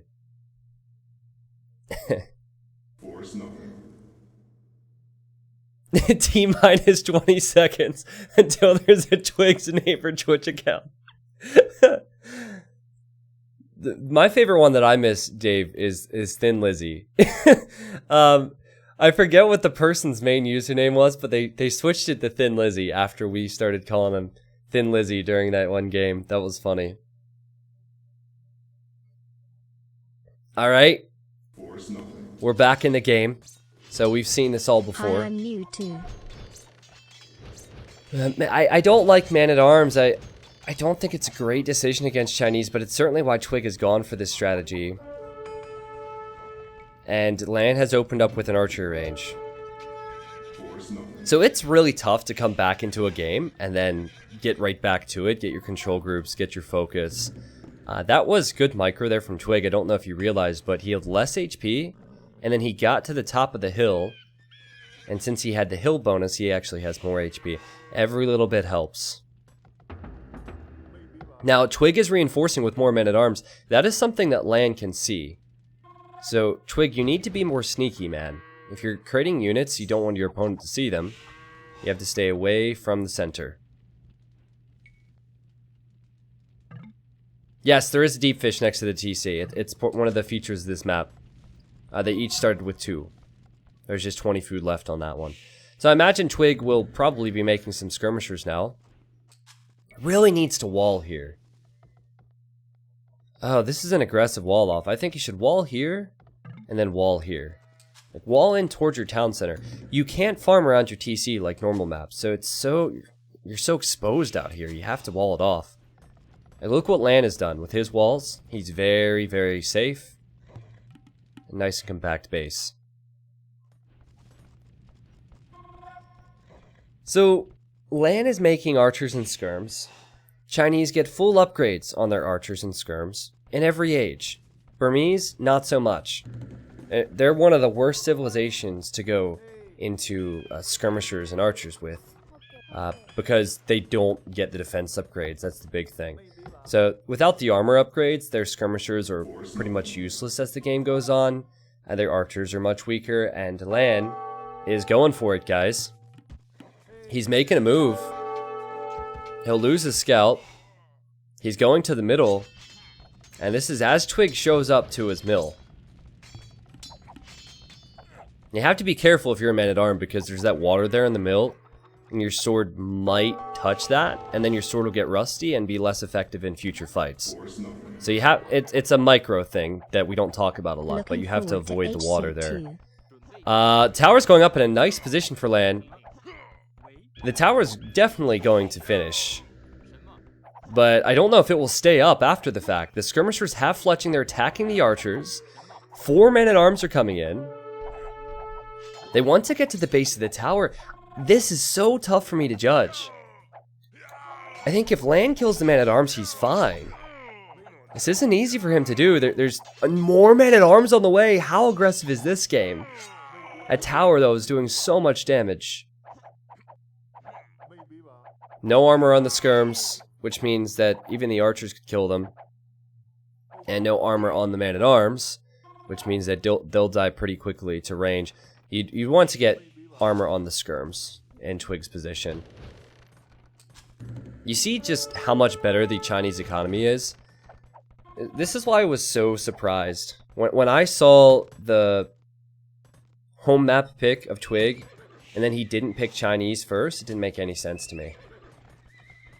So, since Twigg was the 4th seed in the bracket, and LaaaaN was the 5th seed, Twigg got to do his first home map pick, and he chose this map. He chose El Dorado. He got to do the first global ban, and then he got to do the first civ pick.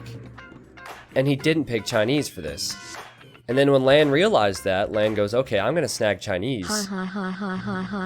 Look at the build difference. Hey, that's a pretty insane build difference. And that's what you come to expect when you see Chinese on this map because of their fast start. But, you know, Twigg, if he's able to push the center at some point soon, maybe he can stop LaaaaN from taking a lead, but, oh wow, LaaaaN even adding a stable, a sneaky stable, comes out with scouts, and now Twigg doesn't have a chance with the skirmishers.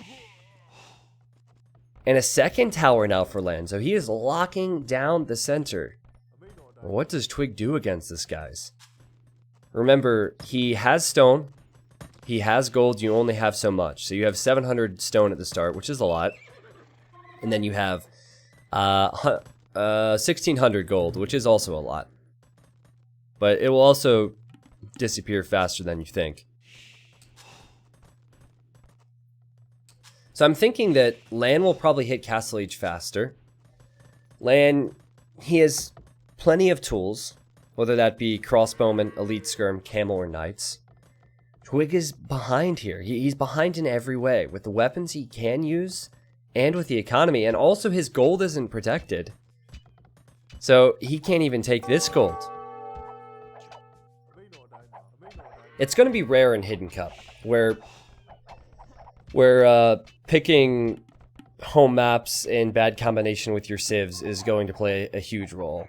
I mean, I shouldn't say it's going to be rare. It's always a factor, but I think this is a pretty clear one. You get the first civ pick, and you don't pick Chinese. It's not that Twigg did a lot wrong in this game. It's just that he's behind from the start because China's probably the best civ for this one. So Twigg is on the way up as well. I think he wants to castle drop here, guys. So he'll be later to the next stage. I mean, to his credit, he has good micro here. Yep, good micro to hold. I think he'll open up with an elephant or a knight or two and then try and drop a castle in the center. If he gets to Arambai, it's a completely different story. Arambai can kill everything. Let's see it, Twigg. 700 stone, 40% of the way to Castle Age. What do we have from LaaaaN? LaaaaN will have 2 stables, guys. I think he'll go into knights and camels. Oh man, I don't think a castle in the center is possible, seeing as LaaaaN is so much faster to Castle Age. Because by the time Twigg would get here with villagers, it'd be knights here already. So maybe you have to build your castle more defensively and then push the center. That's quite a few villagers for LaaaaN. And he's currently protecting the middle, and he wants to town center this. Strek, that stinks, man. You're welcome, man. Thank you for the love today. Oh! Here he goes! The game could be won or lost right here. Right here. You gotta go for it, man. Distract the knights, build a castle, and then wall in your villas and hope for the best. This is LaaaaN's point of view.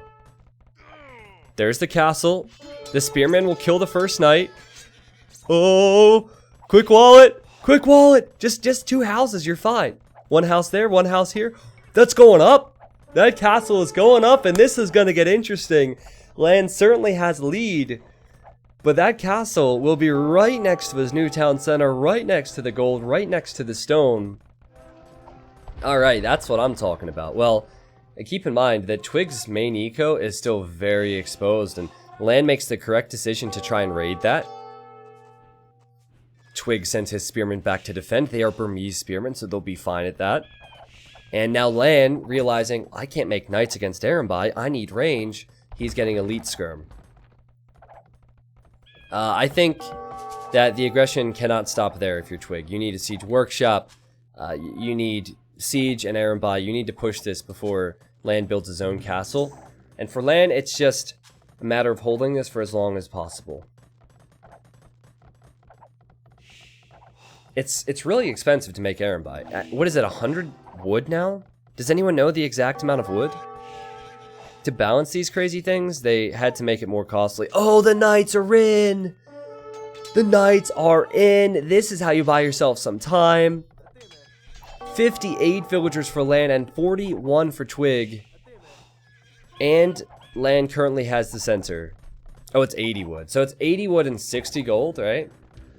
Yeah, how are you going to make siege and Arambai at the same time with this economy? You can't. I love how LaaaaN reacted to the castle, and he avoided it and went to the main eco, which is so exposed for Twigg. I loved the early elite skirm choice, and I love how many villagers he has on stone. I think it's as simple as building a castle here and protecting yourself, and once you do that, I think you just try and ride this one out, protect yourself until the Imperial Age. 20 vill lead now for LaaaaN. Make that 21. And Twigg has 4 units to kill 20 villagers to make this even. It's not a lot. And LaaaaN should see this as well. Yep, LaaaaN sees it. By the way, he already has ballistics too. So he's not going to miss these shots.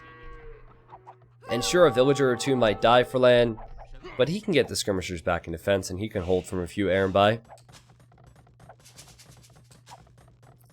Really smart civ selection from LaaaaN. Once he saw the home map pick at the beginning. I'm shaking my head.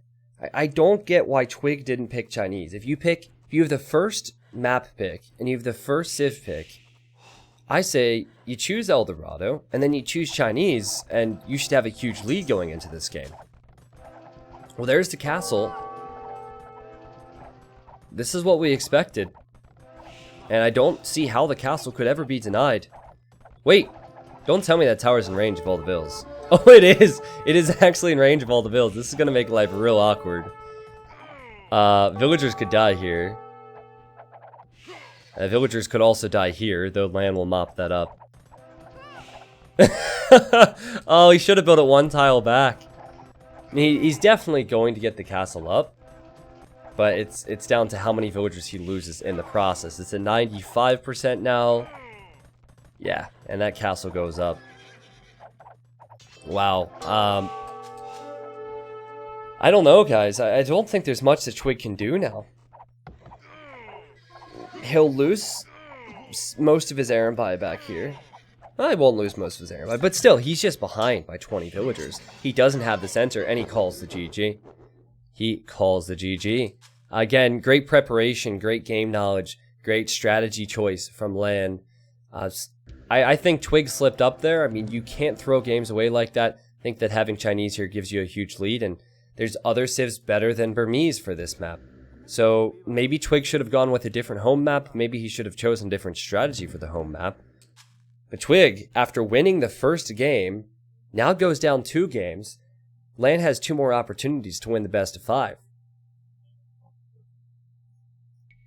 Alright, here's the achievements for you. 46 kills for LaaaaN. All you need to do is look at the eco. Look at the eco, and that tells you the whole story. I think the opportunity for Twigg was with the castle drop. If he had a faster castle time, he could play some more aggressive castle. But because LaaaaN had the faster castle time, he had to play some more passively.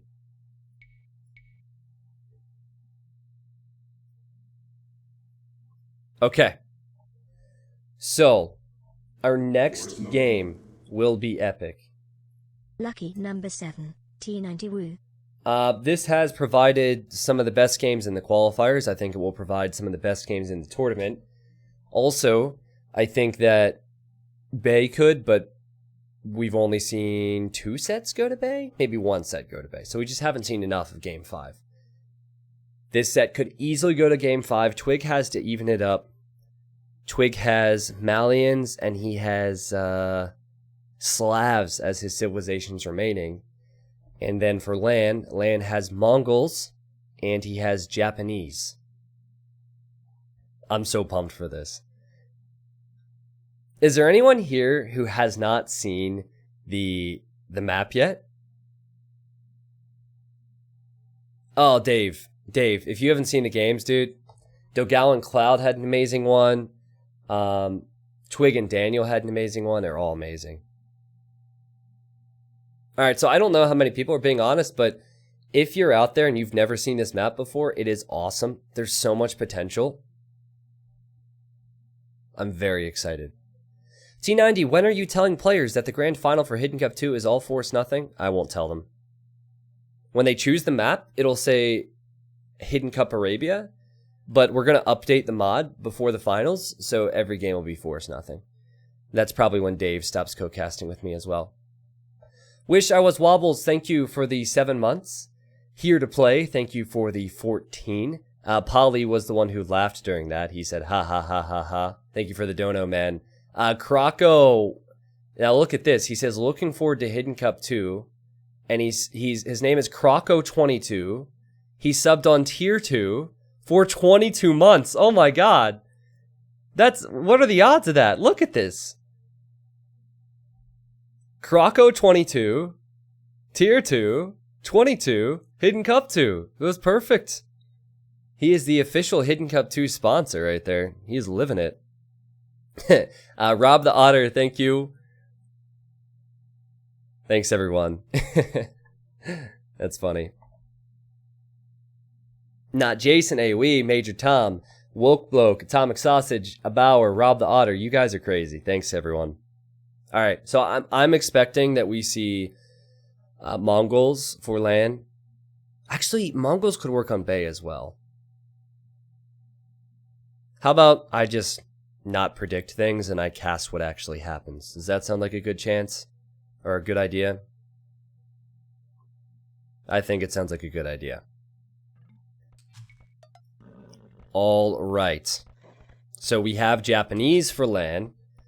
And we have Twigg playing as the Malians, 2 very strong civs for this amazing map called Cup.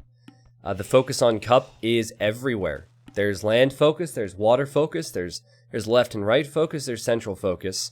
But if you haven't seen it before, I'll explain it again. There is amphibious terrain in the center here, so you can build on this terrain, whether that be a mill or a barracks or a house or a castle. You can always build here. You can dock here and fish. Or you can dock here and make navy, or you can go on land.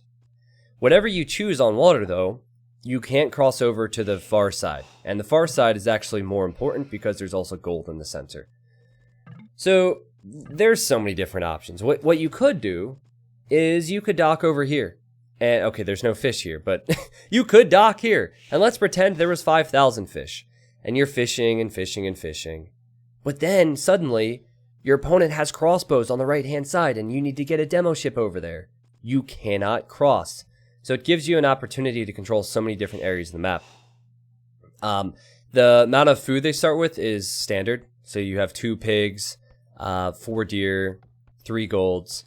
Everyone will have an additional gold on the left-hand side.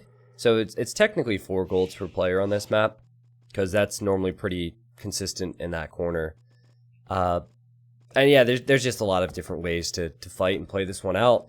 Japanese can be strong because of their fishing ship armor. Malians can be strong because they save wood on every building. Both civs are versatile. Both civs are insane. I would say that Malians, because they have amazing cavalier, light cav, and camels, they're a bit more mobile than Japanese. So I would say that LaaaaN needs to do something to slow this game down and use his strong options while not chasing Twigg. Now, will they dock? I'm not sure. I imagine some of the round 1 qualifiers have yet to be watched by some of you, and I understand that some of this is spoiled because we're cranking out round 2 already. But if you watch the set between Lix and Stark and Lix went for completely different strategies. If you watch the set between Twigg and Daniel, they went for completely different strategies. There is no meta to this map as far as I can see. There have been victories and failures with all different types of strats. LaaaaN is hoping to lame the pig, and he is laming the pig while at the same time Twigg is trying to lame this villager who's building a dock. So here comes the pig. Twigg is aware of this. Can Twigg block the pig? Because currently, I know pig for him. He doesn't necessarily want to block the pig. He might need to try and block the scout. This is for all the marbles, guys. If Twigg loses this pig, if he loses this game, he does not make it into the Hidden Cup 2 main event. And, wow, Twigg loses the pig. So, nice aggressive start for LaaaaN. He gets extra food. He starts off with the dock. Japanese fishing ships, guys, so tons of food for him. And meanwhile, there's a dock on the other side for Twigg. See, this is sick. This is sick. I love this. This is what I'm talking about. So they can't cross over here. So if they want to fight each other's fish, they have to go to the other side with a new dock. Certainly Twigg will be fine. He has deer. I say he'll be fine. He doesn't have a sheep either. Oh no!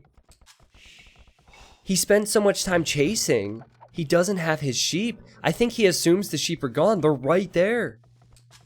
So maybe he's not so fine. I don't think he can have a strong feudal age time. Down 2 sheep and down a pig, that's 500 plus food down the drain. That's really bad. That's going to slow him down.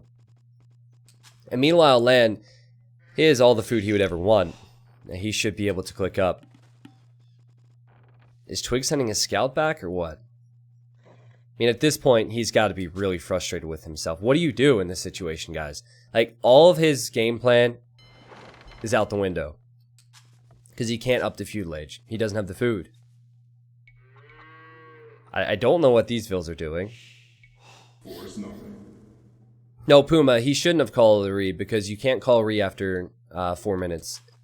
The lane was at 5 minutes and like 10 seconds. Is he sneaking vills? Walking across the water onto land. He's on gold. He drops off the food. He's on his way up. And LaaaaN is being extra cautious with his scout because it's weak after the lame earlier. LaaaaN does not know about this dock here. And he still will not know because he hasn't gone that direction. He's making a barracks to go man-at-arms. Now, what is this? What is Twigg doing here? Imagine if he were to show up here with archers. Sneaky stable? Into scouts? He has 4 on gold. That tells me he wants to go some on water and some archers.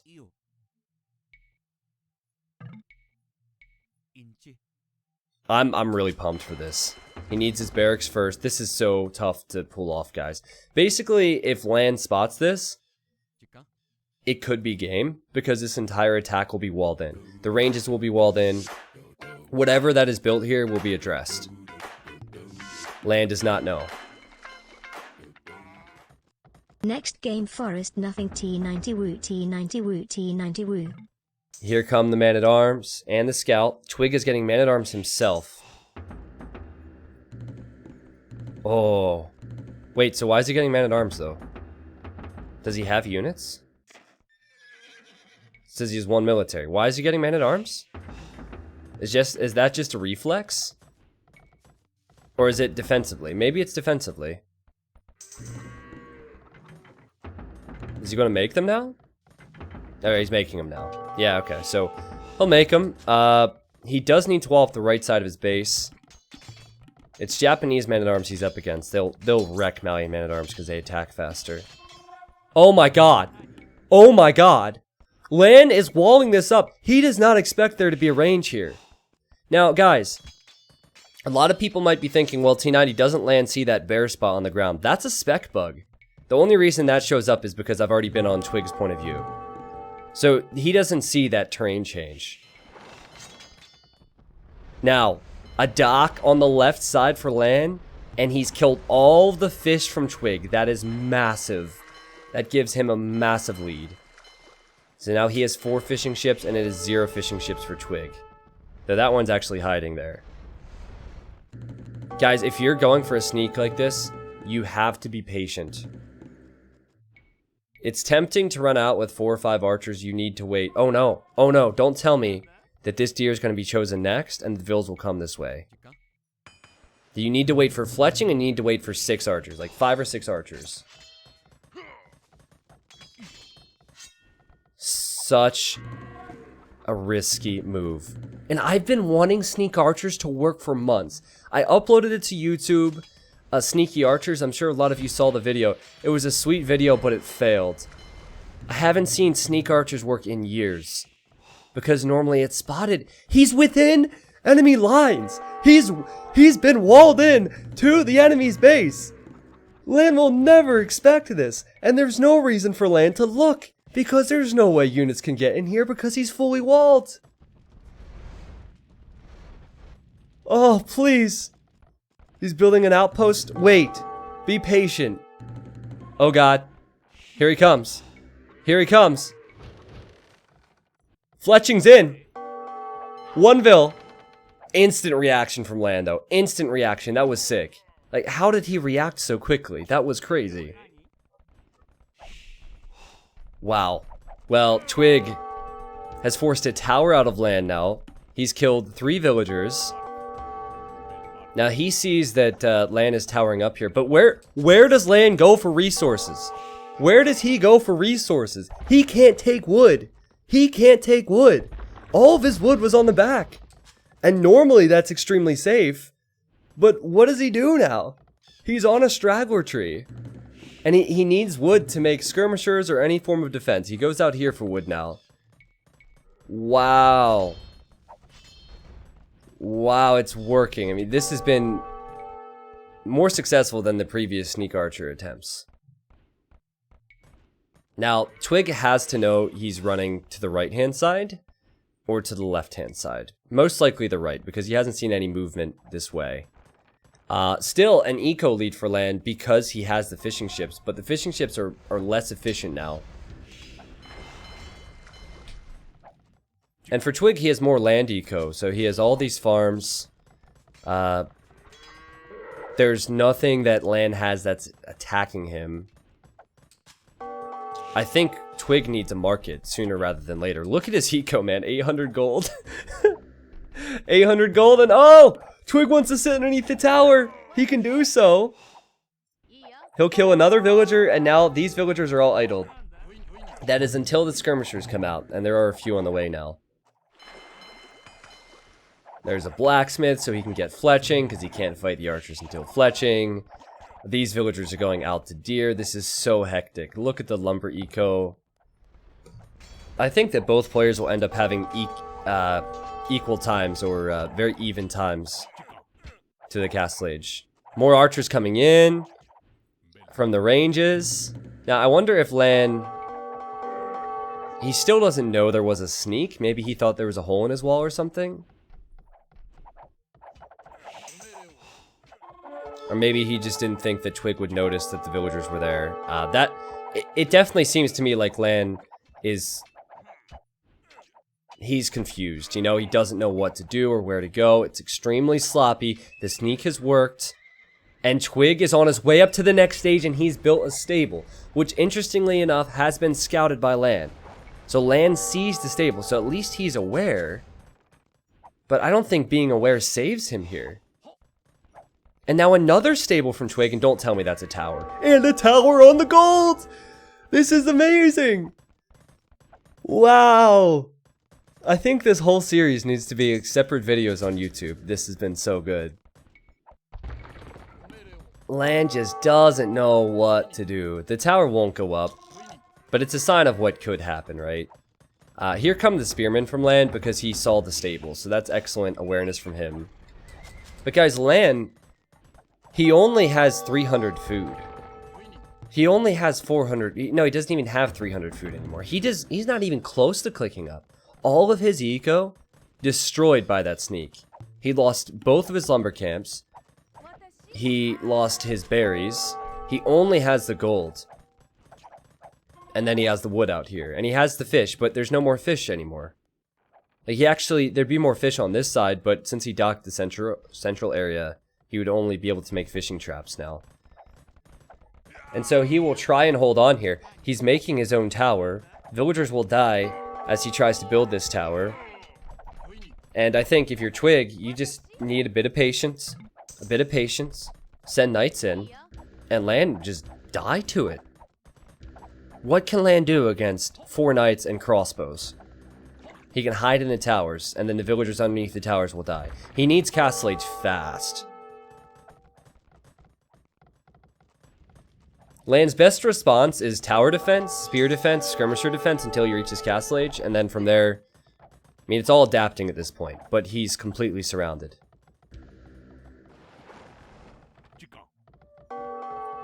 So, the thought process from Twigg, as he's adding a second town center, by the way, is to get knights out to counter the skirms. But he has bodkin arrow on his crossbows. His villagers are actually sneaking around here to build a tower, and the knight comes from the forward stable. This is amazing. So that tower's going up, and that will deny another woodline. I just don't see how LaaaaN can hold on here. He's going to the gold in the center. I love how many options there are, how many possibilities there are for aggression. I love this play from Twigg. I love how LaaaaN has not given it up yet. Uh-oh. Oh, he's fine. That's actually important. Twigg. Oh, Twigg saw the gold! Twigg saw the gold! Are you kidding me? He sees the gold. He's killing the vills. He knows something's coming. Wow, and we actually have a forward stable from LaaaaN over here because he walked right across. He's able to do that because he has the water control. What a crazy game. Now, over here, the crossbowmen have died. Or, well, it's going to be close. Here, the tower has gone up. Somehow, LaaaaN is staying alive. It's certainly not pretty. Like, the overlay doesn't tell the whole story because the efficiency has been much better for Twigg. And Twigg now sees that there's a forward stable. So, I mean, Twigg sees a lot of what's going on at the moment. There's so many different areas to focus on, even I can't follow it. Villagers seem to be dying everywhere. Twigg just needs to click that knight there and he gets rewarded with another vill kill or two. You know, perhaps Twigg could... Maybe Twigg could try and stabilize at home with towers and monks and then win water. I don't know what he has the resources for anymore. But if he gets the water control, he could possibly stabilize a little bit. But everywhere you look, there's units from Twigg. Twigg's using all of his forward buildings, his forward ranges, his forward stable now. The reaction time you would need is insane. And even Twigg's defending at home with a camel. I mean, he is prepped. He is ready. TC in the center for LaaaaN. He's 10 vills behind. He does have one fishing ship on a fish trap. He's probably buying a lot of food right now because he doesn't have any food. I think this game's over. I think Twigg's going to win. Incredible. I mean, he has a commanding lead right now with economy. 2 town centers. He could build a castle soon. He certainly needs to close this one out. Honestly, just apply pressure to the gold, right? Keep getting the knights and the crossbows underneath the towers. Oh, and we have a tower from LaaaaN. Does Twigg see that? Twigg sees it. Does Twigg actually see it? He's probably not looking here right now. He's probably looking elsewhere. Alright, he's noticed. The tower will go up. I noticed Twigg has almost enough stone for a castle. So does he just castle here to kill that? And protect his flank? It's probably not what he wanted, you know? He probably wanted to build the castle in the center.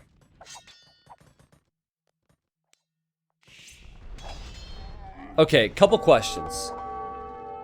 One, how is LaaaaN still alive? I have no clue. But he's in it. And he has the middle control. Air quotes. Control. He certainly has this gold, which is helping him. And he's buying the stone currently for his towers. Another question is, where does Twigg build this castle? And he decides to build it here. Yeah, he can't let this get out of control. So he'll place his castle here. I don't think that's where he wanted to place it. So good job from LaaaaN to force it back defensively instead of offensively. But once the castle goes up, it should be in range of... I think it'll be in range of both all 3 towers. Let's see. Should be, right? Yeah, it is. Okay. So it'll just shoot the towers down. Oh, the knights are back to the gold! The knights are back to the gold! More villagers going down. What's ridiculous is that LaaaaN currently has more economy in the center of this map than he does next to his main eco. Like, where his TC started, he has less villagers than he does in the center. That's a ridiculous thing. I mean, he's trying. LaaaaN is trying, right?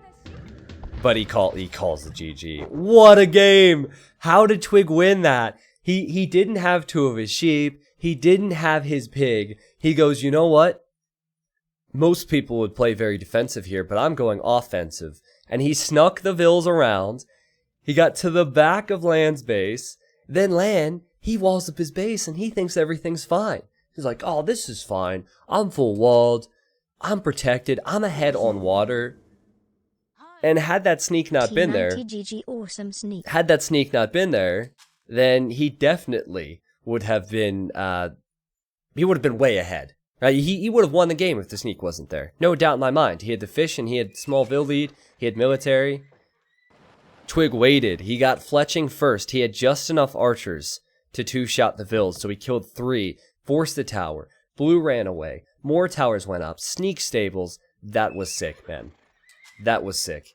And that has actually outdone game 1 of this qualifier, which I also said deserved its own YouTube video because it was so outstanding.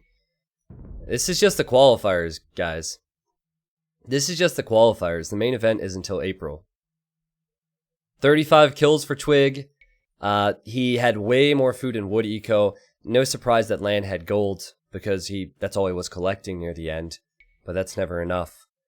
And we move on now to game number 5. This is the decider. Awesome game in an awesome tournament casted by an awesome caster. So whoever wins this will move on to what is essentially a final, which is a best of 7, for a chance to make it into the final 2 spots of Hidden Cup 2. So this is not the Hidden Cup main event. This is just the qualifier. I'm pumped. The map will be Bay. And LaaaaN's civilization will be Mongols. And Twigg's remaining civilization is Slavs. So Mongols versus Slavs. Let's go. Guys, if I miss shoutouts, I do apologize. I'm so focused on the game right now. Habis, thank you for 10. Adrian, thank you very much for 7. Snowbear, thank you. Sorry we're not doing Force Nothing here. Jerk at the Castle, Kingsley, and Valentini, thank you guys for the new subs. This is great. You guys are such a great community to cast to, I'll tell you what. Let's do this. They each pick 5 civilizations at the start of the series, and they each have 1 civilization remaining. So they had to think about saving civs for this particular map. I like Mongols for reasons that you will soon hear, but Slavs is always good. So once again, ladies and gentlemen, thank you for watching Hidden Cup number 2 qualifiers. The main event for Hidden Cup will be on the 11th of April through the 14th. It will be a 4-day event with 16 pro players, a tournament of over $10,000. In the main event, we'll be casting awesome games, and we won't know the players' identities. They will have usernames like Genghis Khan, Willie Wallace, names like that. And I'm really excited for that, but man, these qualifiers have been a joy to watch. And, oh, hold on a second.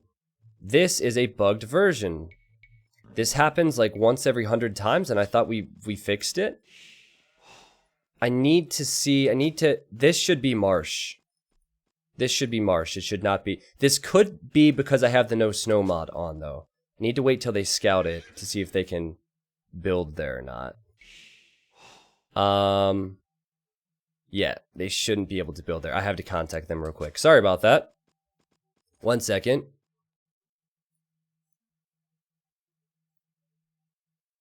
Yeah, we'll sort that out.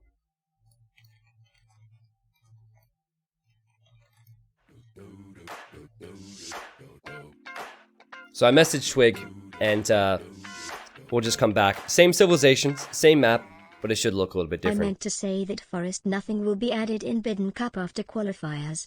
So then it will be, next game Forest Nothing. Next game Forest Nothing. Next game Forest So we're just going back. Next game Forest No sense in Nothing. staying in the game, Next and game they'll have to redo Forest this. Nothing. Next game Forest Nothing. That was not me. That said that T90 Official donated $5 and said that. That was not me. Thank you. Thank you, T90 Official, though. T90, why do you think Twigg doesn't have an ECL team? I don't know. Team games are more complicated than individual skill. You need to have good synergy. Individual skill doesn't matter near as much.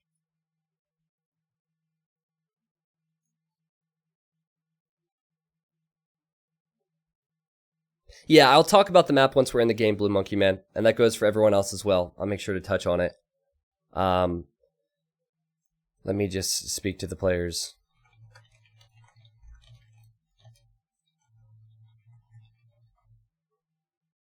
Cool. Yeah, it's no sense in me explaining the map until we're in the game.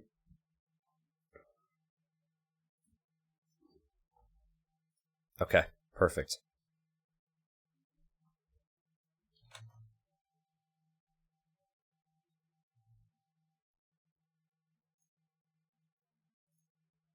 Man, it's hot. Like, I've been loving all the sunlight recently, but I still had my heat on in my apartment, and I'm sweating right now, guys. Also, I've been screaming at the top of my lungs half the time during the cast, so... Can Twigg beat Dogal? I think he could, but it would certainly be a tough task, Chuck. So, predictions, guys. Score is currently 2-2 in a best of 5. What are your thoughts? It's been too close, right? It's been too close to call. I even think the civilizations are too close. Force nothing.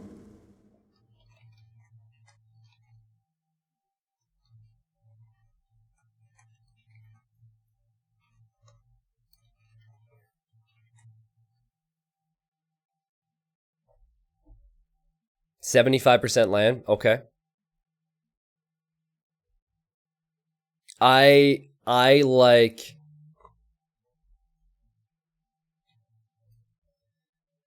Let me make sure I remove something real quick. Yeah, okay. I I can't pick, man. The civs are strong for different reasons. The players have both been good. I can't say. This might be a 20,000 or yeah, 20,000. This might be a 20-hour game because these guys have been so close. All right, I'm crossing my fingers that there isn't an issue with the map this time. Because it happened once before and I thought we fixed the issue.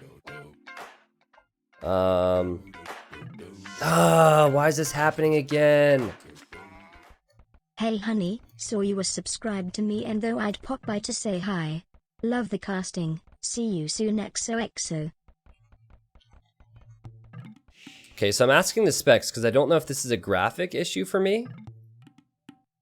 Thanks, Tato. I like how Tato just shuts the chat off when I asked a question to him.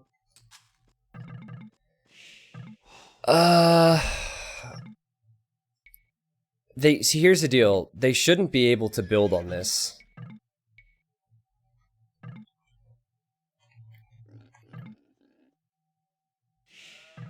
So if they build on this, that's the concern. Like this, I guess they still can't build there.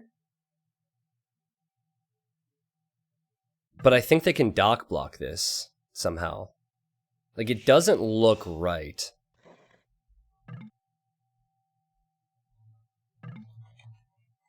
I guess Algernon isn't around, the one who worked on it. Hank, are you there by chance? Let's see if Hank or Algernon are listening. Let's play it out. So Hank, what should I do? Should I have them redo this?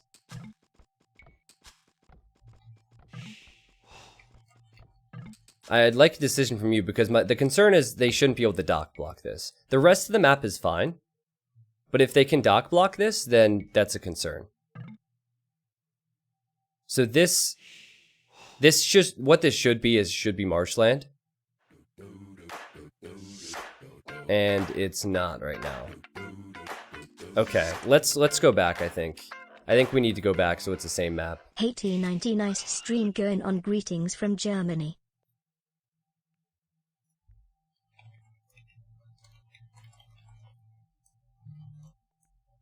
I'll have to speak to the players about it. It's really weird because it wasn't doing this, and then like in all the test matches it wasn't doing this, and then it happened randomly during a previous set, and then we redid it and it was fine. So we have another version of it we can give. We have to. But I think the map has to be...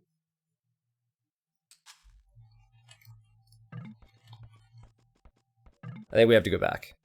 I would hate to see the whole game played out for there to be like a potential like wall off, you know?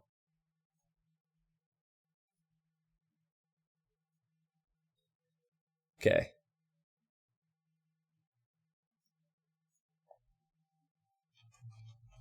So let me speak to the players.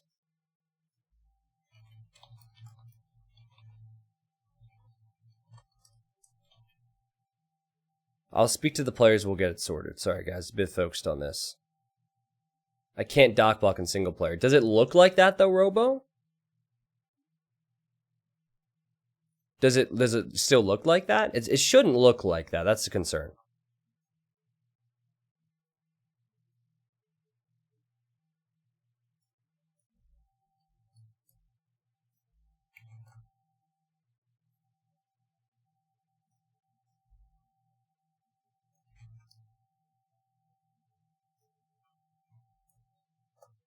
All right, so I'm going to speak to them. Guys, I'm going to have my mic muted for like 60 seconds to 90 seconds while I check this out, and we'll get game 5. Sorry about the delay.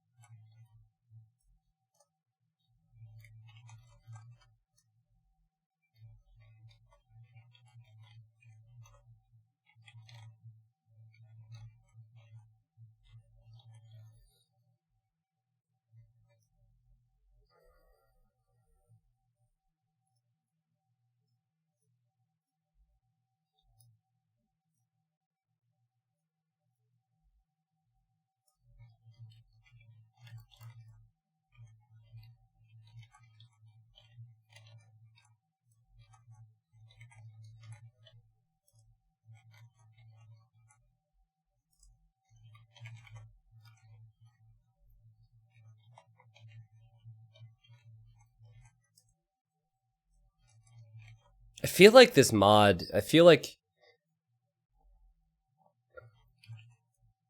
the mod they have needs to be updated.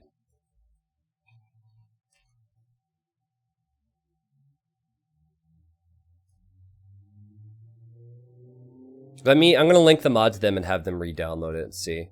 Guys, if you want to see the maps, by the way, you can type !HC2 maps. You should be able to download this yourself. Let me see if the mod is working. Actually doesn't let me download it right now.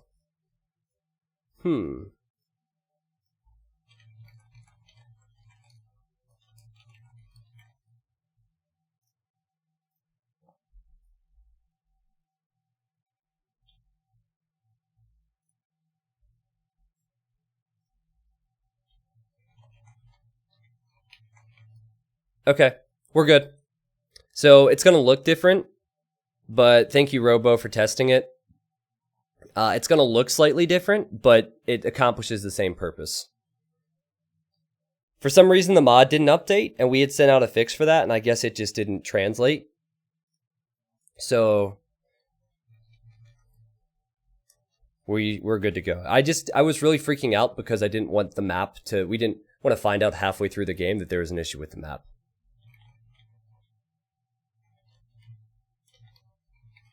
So, same civilizations, and we'll go on to Game 5. The winner of this will move on to face the winner of Dogawan Vinchester in the one semifinal for the bracket. Now, I'll bring up the bracket while we have a bit of time now, since I slowed everything down. Basically, the semifinals are separate finals. So right now, we have Twigg and LaaaaN playing here. Winner moves on to this best of 7. To face the winner of Dogawan Vinch, and then whoever wins this upper semifinal makes it into the 15th spot for Hidden Cup 2, and then whoever wins this lower semifinal makes it into the 16th spot for Hidden Cup 2. And the main event is not seeded, so it doesn't matter. Like, you just basically take the final 2 spots. So that's how it goes. Oh, sorry, I got a little bit stressed there, guys. You guys still pumped for the game?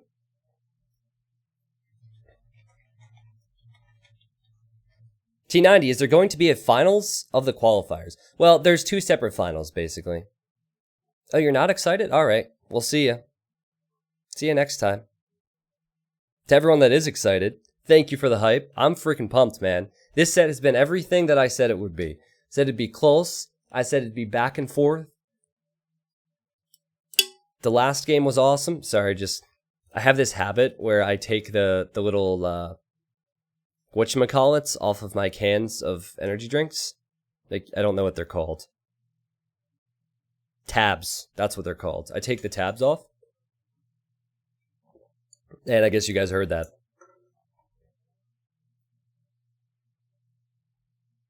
Used to recycle those things growing up. That was the last time I really had conversations about those. Marvino, nice try on the dono, by the way. I know what you tried to do. I assume you're still there. Thank you. Darkner, thank you. He says, nice stream going. Greetings from Germany. Dude, if I could speak German, I would so thank you eloquently in German right now, but I can't. Every time I speak German on this stream, people make fun of me, so we don't do that anymore.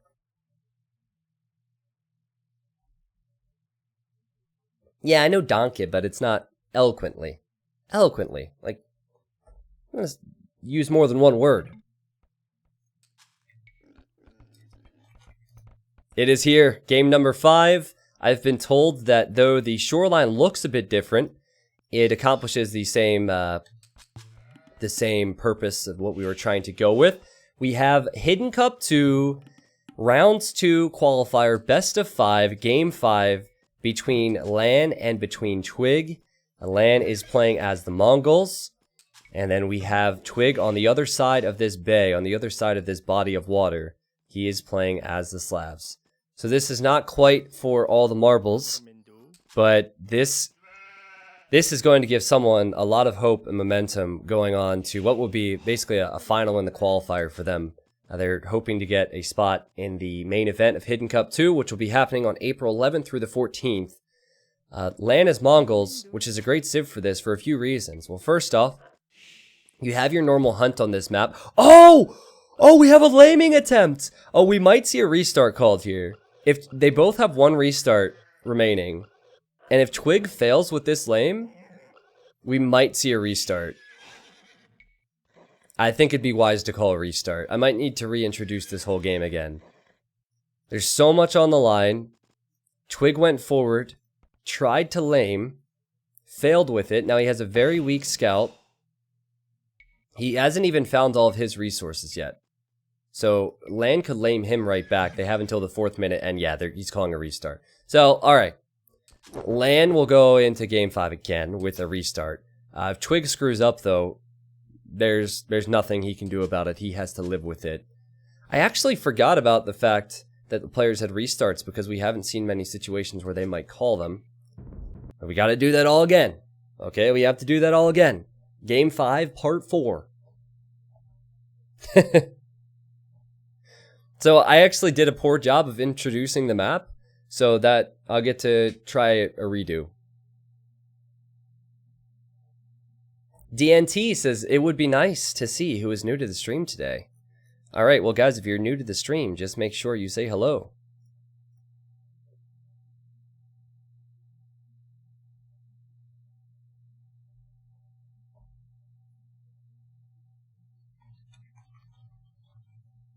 Wow, there's a lot of new people. Legless Alex is new. Azure Sentry is new. Oh, Azure Sentry said he's old to the stream. Shulker, it's not the no snow mod. I actually already have that disabled. Yeah, so there's lots of people new here. To the people who are actually new here, thank you. Everyone always says they're new. Ikari, thank you for gifting 5 subs. Are you guys ready for game 5? I feel like I want to yell, but I have neighbors downstairs, and they just had a kid. And one time I got a little bit loud, and the kid woke up from his nap and started whining, and it was really annoying. You guys couldn't hear it, so I'm gonna like keep the tone down a little bit and cast the game as not wake that kid up.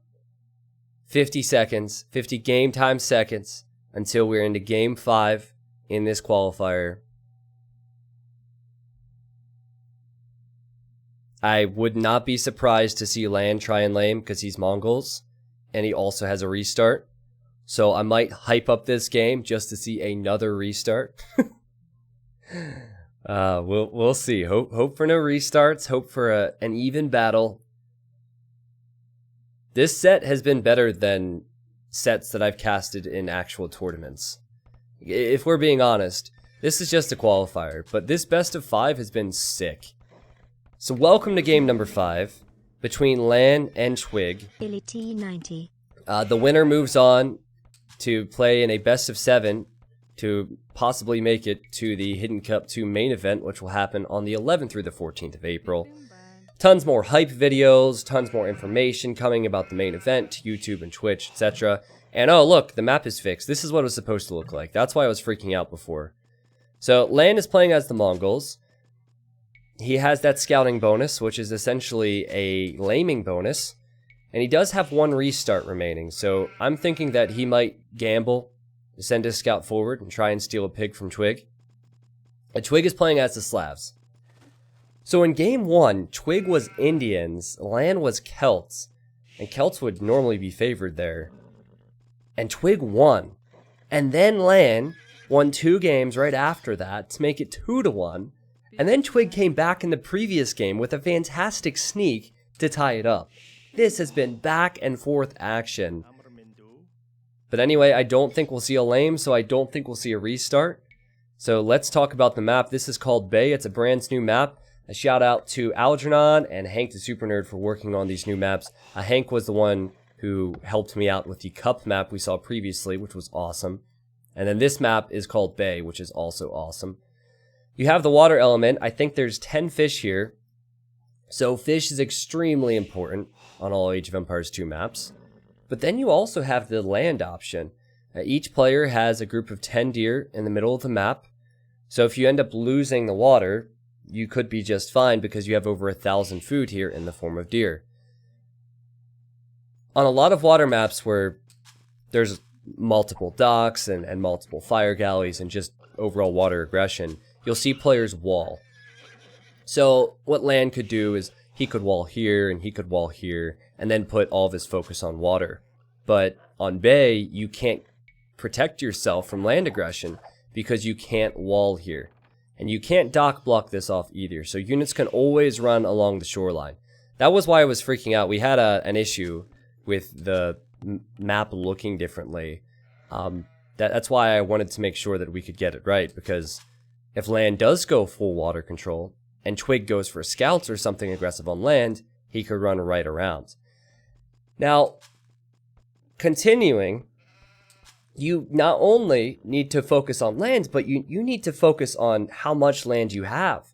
There's stone and there's gold right next to the shoreline here. So if you pressure, let's say for example, LaaN goes on water, and then Twigg pressures on land, he could get some precious map control, and there's tons of gold and stone to be found. And also on top of that, there's gold out here, there's relics, it's just an awesome map. So what we saw in the set between Twigg and Daniel was Twigg won water, and then Daniel ended up taking more land, and it was very difficult for Twigg to get that land controlled back. So I think we'll probably see the game play out the same way, where both players will go for water control, and then one player will win, and then the person who wins water uses that as a fish boom, and then the other player goes on land. That's probably what I expect here. But, yeah, it's an amazing map. See, I think LaaN is trying to... He's definitely trying to dock block this. Now, I can't use the trick I normally do, because you can't build on these, but I'm fairly certain there's a tile gap there. So, it should not be dock blockable. There's definitely a tile gap there. LaaN's on the way to feudal age faster. He has the Mongol hunt bonus. Now, will he live with the food he's already collected and go on water? Or will he perhaps go out here to the deer? I think he's going to gold.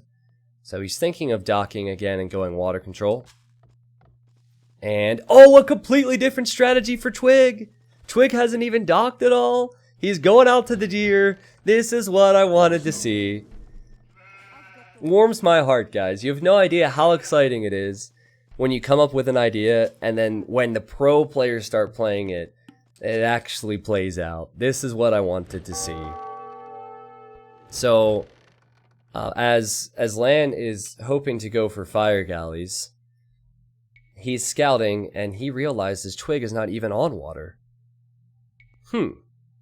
Now, I think it's dangerous to not go water. I think that starting on water and then like transitioning makes a bit more sense than just not going for it entirely.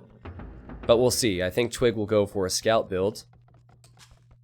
And if I'm correct, this is not dock blockable. Yeah, it's not dock blockable. Scouts can run around there.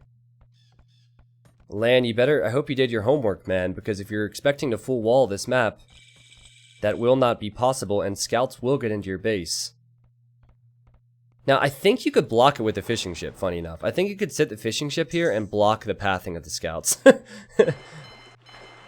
What LaaN should do now that he realizes his opponent is not docked is he should create more fishing ships. And wall up. But I'm not so sure it's gonna hold. And LaaN needs a few defensive spears, guys. Well, that's a dead vill. Kill it. Nice job, Twigg. Twigg has scouted his opponent has docked. You can actually see when the dock was going up, this is actually easier to tell. There's a gap there. So Twigg gets the first kill of the game, guys. And he has Slav farmers, so like, what's faster? Fish that will eventually run out, or Slav farmers? And the stable's actually in the center. He has all the deer here. That is 10 deer.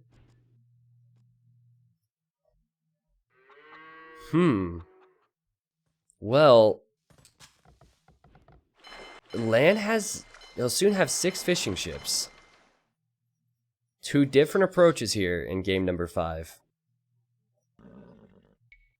T90 official, what if they decided to trade on water? Well, then that's basically them deciding they would like to die. because that would not be a good play. LaaN also could make Navy to block this off.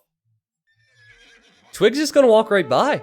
Just passing. See, that's how Bay should be. That's what the map was designed to be. Now, did LaaN know that?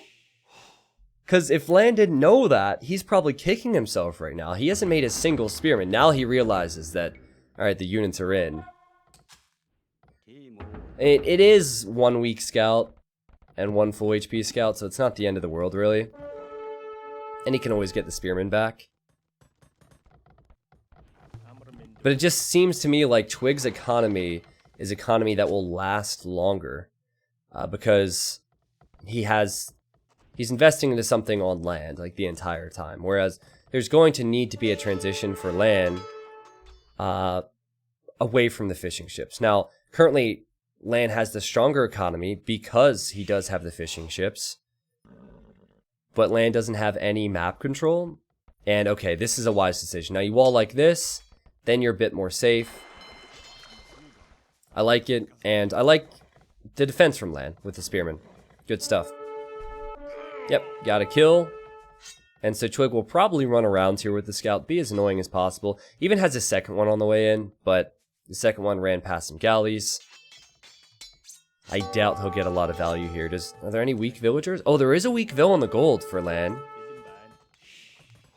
Wonder if Twigg will spot that. He sees it, doesn't he? He clicked it. Yeah, he's gonna get him. That's so good. That means he's running around, clicking on all the vills to see if any of them are on low HP. And he saw a weak one, he went right in after it. What a play. And also, what a play from LaaN to make sure the scout doesn't find any more kills. There's still a spearman in here, but he's weak.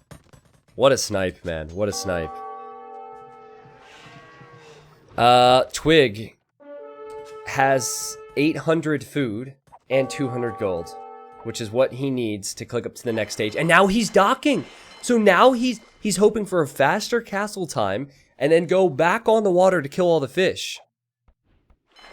Now this dock is up. He's already making fire galleys. He needs to get his blacksmith up, apparently. You could tell he forgot about that one. This is an excellent strategy. So instead of going water first, go water second and kill the fishing ships that LaaN has spent so many resources to invest into. There's still plenty of fish in the center. There's still well over 1,000 food there. The fish are salmon, actually, so only 225 as opposed to 350, but yeah, the water battle begins, and Twigg will probably clean this up now. Huge demo! That was an amazing demo! Twigg is playing so good. This guy has just been thriving under pressure recently. My goodness, he was down 2 games to Daniel in round 1, came back, ended up winning that best of 5 3-2. He was down 2-1 in this set, had a 6 sneak in the previous game. Now, I'm not writing LaaN off or anything, but I do think that LaaN is going to struggle a bit because Twigg will be in the castle age faster. So for now, Twigg needs to defend. He goes in for the repair in his fire galley. It's 2 HP, no way. Yeah, he loses it. A 2 dock production. Fishing ships are right there in the center. Basically, one person is going to win this. You're not going to see a lot of back and forth fights on this water because they're so close together. You can't hit and run. It's just more like hit and hit. And oh, that demo was amazing. All 3 of the fire galleys are weak now. That was a hit and hit, that's for sure, man. Okay, so 45 seconds until LaaN joins Twigg in the next stage. It was so important that LaaN spotted the dock, because had this come as a surprise, he probably wouldn't have been prepared. Another demo raft is on the way. There's 3 stacked together, and another huge demo from LaaN. LaaN's demos saving him on water. Look at that. Look how many villagers Twigg has here. Twigg is just trying to keep his units alive. He has 1 single fire galley remaining, and he's upgrading it. So this has swung right back into LaaN's control. He currently has the fish still.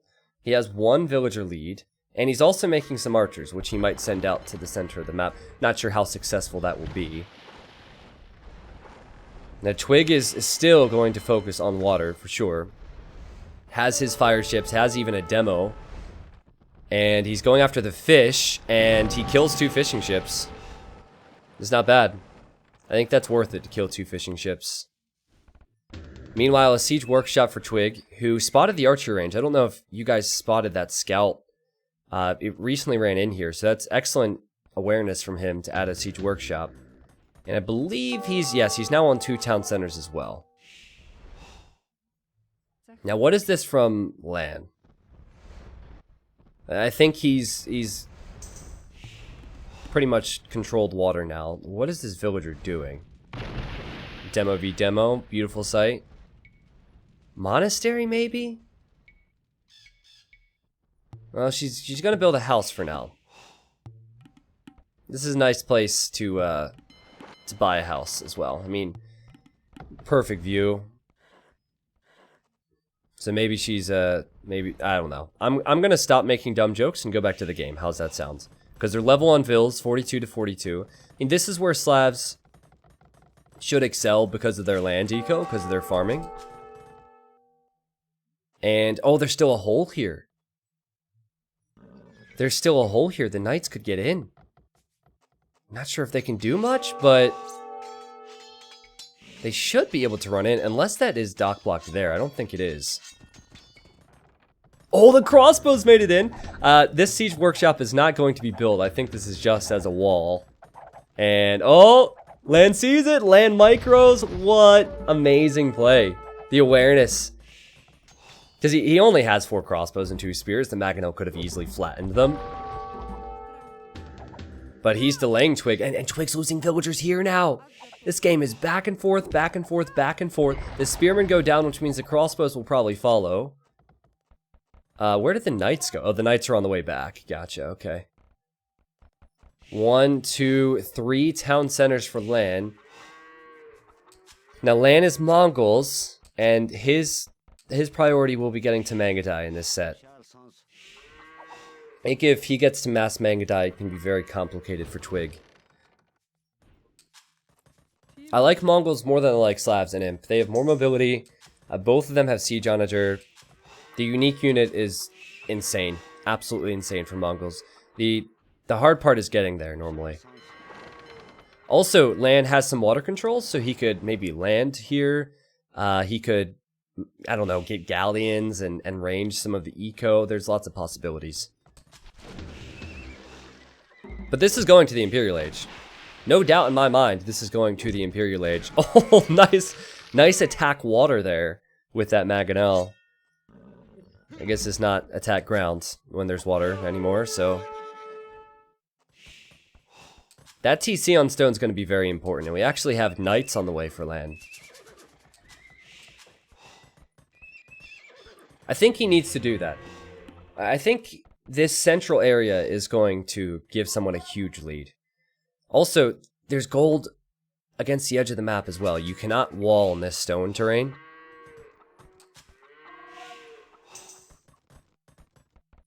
When I thought of this map idea, what I wanted was a map where water was important, but water did not determine who won the game.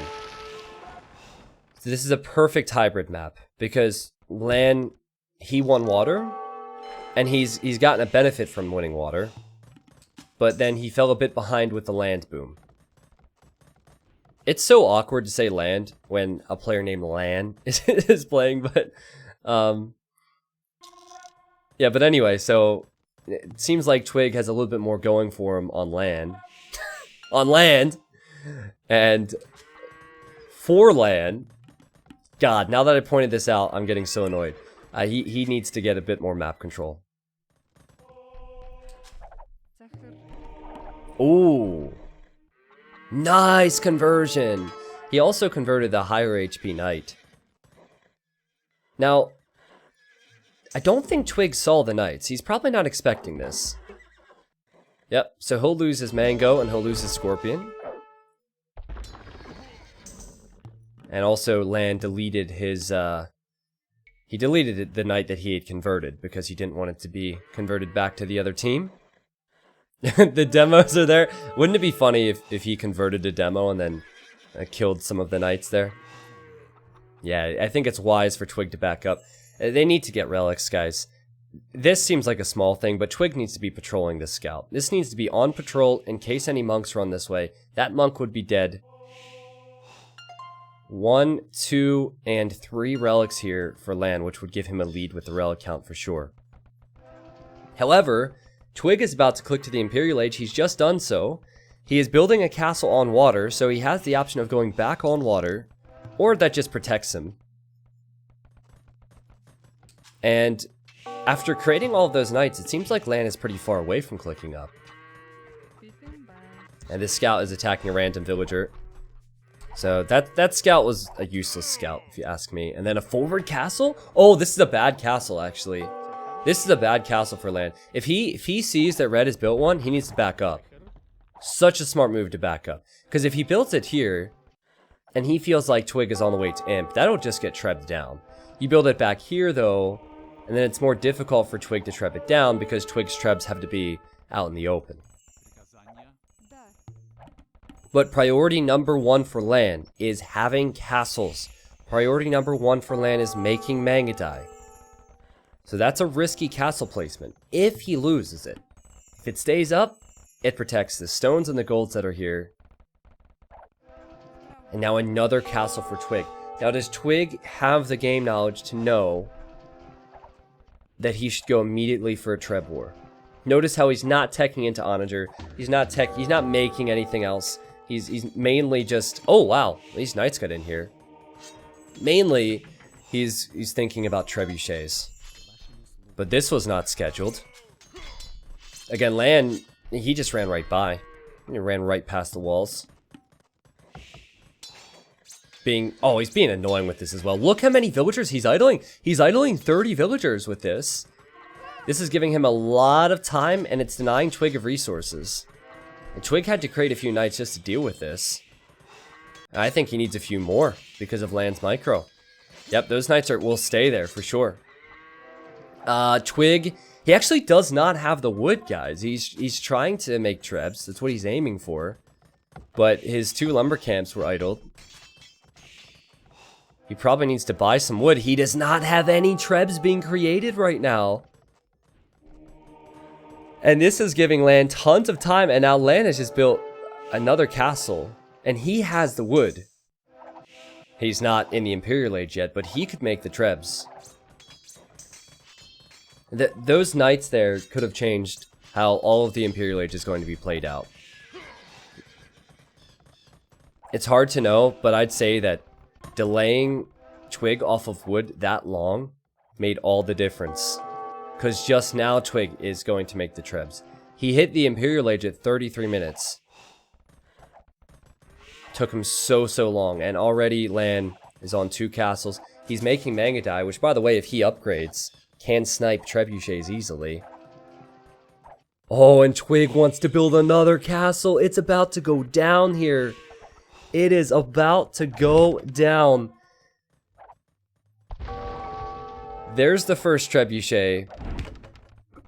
Now, LaaaaN doesn't see this. If LaaaaN saw this castle going up, he could deny it. And then I believe he wants to snipe the trebuchets. But he doesn't see the castle, and it won't be that easy to snipe the trebuchets if this castle's here. I thought LaaaaN was in a great position getting Elite Mangadai, but after this castle, I'm not so sure. Because now he has to run into 2 castle fire. Or 2 castles fire to, or 3 really, to snipe the trebs. He just has 1 castle as Mongols. He's building another one, and you'll notice it's further back. I don't think he can win the Treb War, and I think Twigg, he'll have the time to transition. Now, I love this. I love how the monks are out here getting those relics. I love how the knights are out there protecting the extra golds. But LaaaaN better get that relic, man. He better secure that gold because he's about to lose a lot of the center of the map. 141 population versus 142. This reminds me of game 1. This reminds me of game... Well, all the games, because they were so close. this is what Elite Mangudai can do versus Trebs. But that's also what castles do versus Mangudai when they're in range. This castle was so ballsy. If this castle wouldn't have gone up, I don't think LaaaaN would have lost this castle. I think that LaaaaN would have sniped the Trebs. But because Twigg got this castle up, he was able to Treb push. Incredible. I still favor Mongols, though. It's very difficult for Twigg to find an answer to Masked Mangudai. But, you know, he's making some moves right now. There's a lot of extra gold and stone to be found. LaaaaN doesn't have a mining camp anymore, so he'll have a little bit less stone. And he is building, okay, another castle. So now he's on 2. And I also heard him making camels. He wants to make heavy camel and Elite Mangudai. Cavalier have full defense upgrades. Oh no, Twigg! This guy and his castles. He's on 3 already. He wants to build a 4th. And once again, if he gets the castle up, then he has that cover fire for his trebuchets. LaaaaN cannot allow this to happen. He cannot allow this to continue to happen. This is too much map control for Twigg. That's a lot of Cavalier, though. LaaaaN gets a few conversions. That's some good value.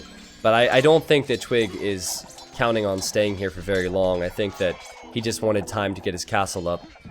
Yep, and now he's pulling back.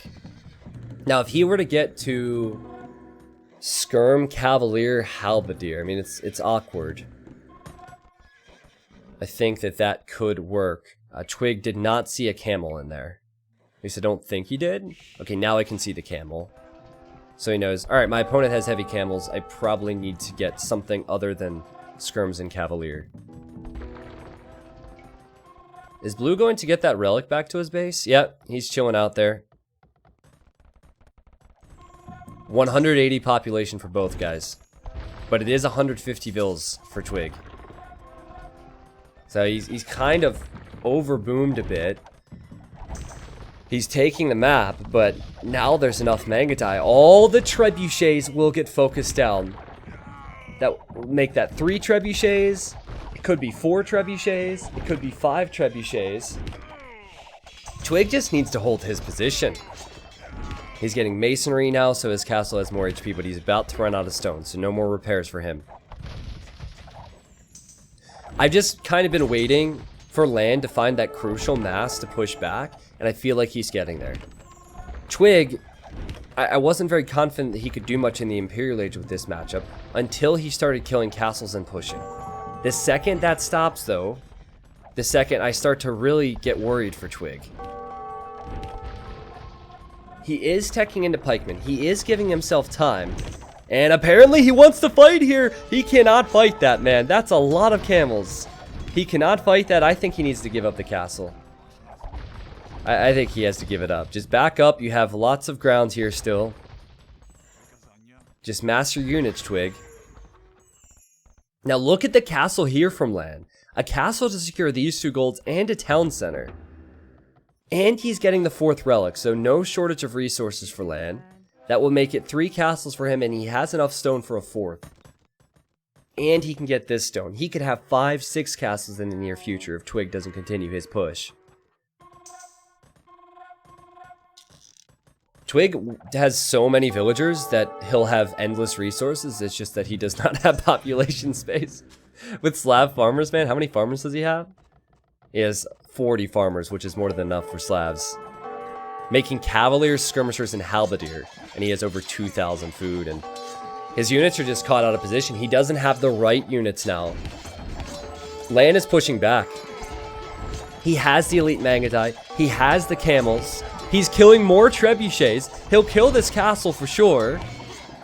Twigg calls the GG, and Twigg, who came so close, will lose, and LaaaaN wins 3-2. It seemed to me like Twigg just said, nope, I have no response. Like, nope, he just like gave it up. It was definitely an early GG, but it was a GG of frustration. I think realizing that he didn't have any of the extra gold. The Mangudai were on this gold here. LaaaaN did so good. He did so good to get map control back and to spread his eco out. I mean, he had 4 relics, and some of the relics were on the other side of the map. He was raiding here with Lightcav. He was raiding here with Mangadai. Castle. I mean, the guy was just on all the crucial resources. Slavs have to do more damage early in this matchup, and I don't think Slavs are the ideal civilization for the map now that I think about it. Mongols make every civilization look weak in post-imp, but I feel like there might be civilizations which could have had a bit more success versus Mongols here. These Slavs, they don't get Paladin, first of all. They always have that awkward transition where they have to go from Cavalier to Siege and Infantry. Maybe that was it. Like maybe you have to try Halberdier and Siege Onager if you're Twigg, but I feel like if he tries to do that, then he still dies because the power of Mangadai can snipe the Siege. It was a great game plan from Twigg to go into a Treb War. He killed castles, but LaaaaN just macroed better despite having less villagers. He controlled the gold more, and he got the relics, and he got to his tech to win the game. Man, what a best of 5, man. What a best of 5. It was incredible. Incredible. I feel so bad for Twigg, though, man. It must be sad to go out in Game 5 after a comeback like this. You know, Twigg actually did this to a guy in round 1, because Daniel was up 2-0, and then Twigg came back to win 3-2. So I guess Twigg must know how it feels. Both ways now. 68 military for LaaaaN. You can see he did have more eco, slightly more food, had more wood, had more stone, had more gold.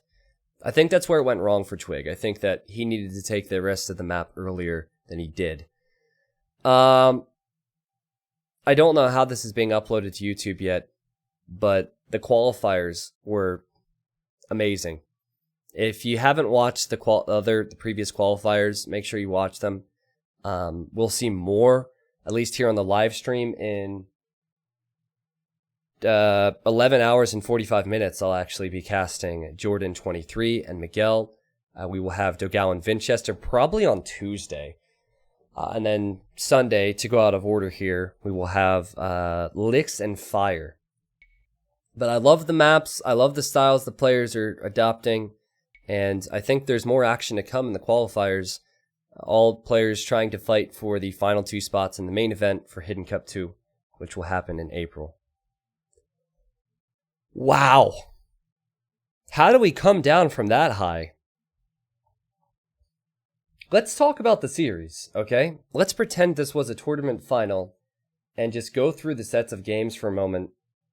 If you missed it, of course, you can rewatch it. It will be on YouTube. But, man, the performance from Twigg in Game 1 was ridiculous. Indians versus Celts and got the win. That was ridiculous. Game 2? Well, LaaaaN probably isn't too upset about it now. But I think that LaaaaN should have done better in Game 2. But, wait. No, Twigg. Twigg was the one who should have done better. I'm sorry. Twigg, I think, had it in Game 2. He just took his foot off the gas there. Maybe that's the one to look back and shake your head at. Cup was probably the game of the day. It's hard to say. Game 4 was incredible with that sneak.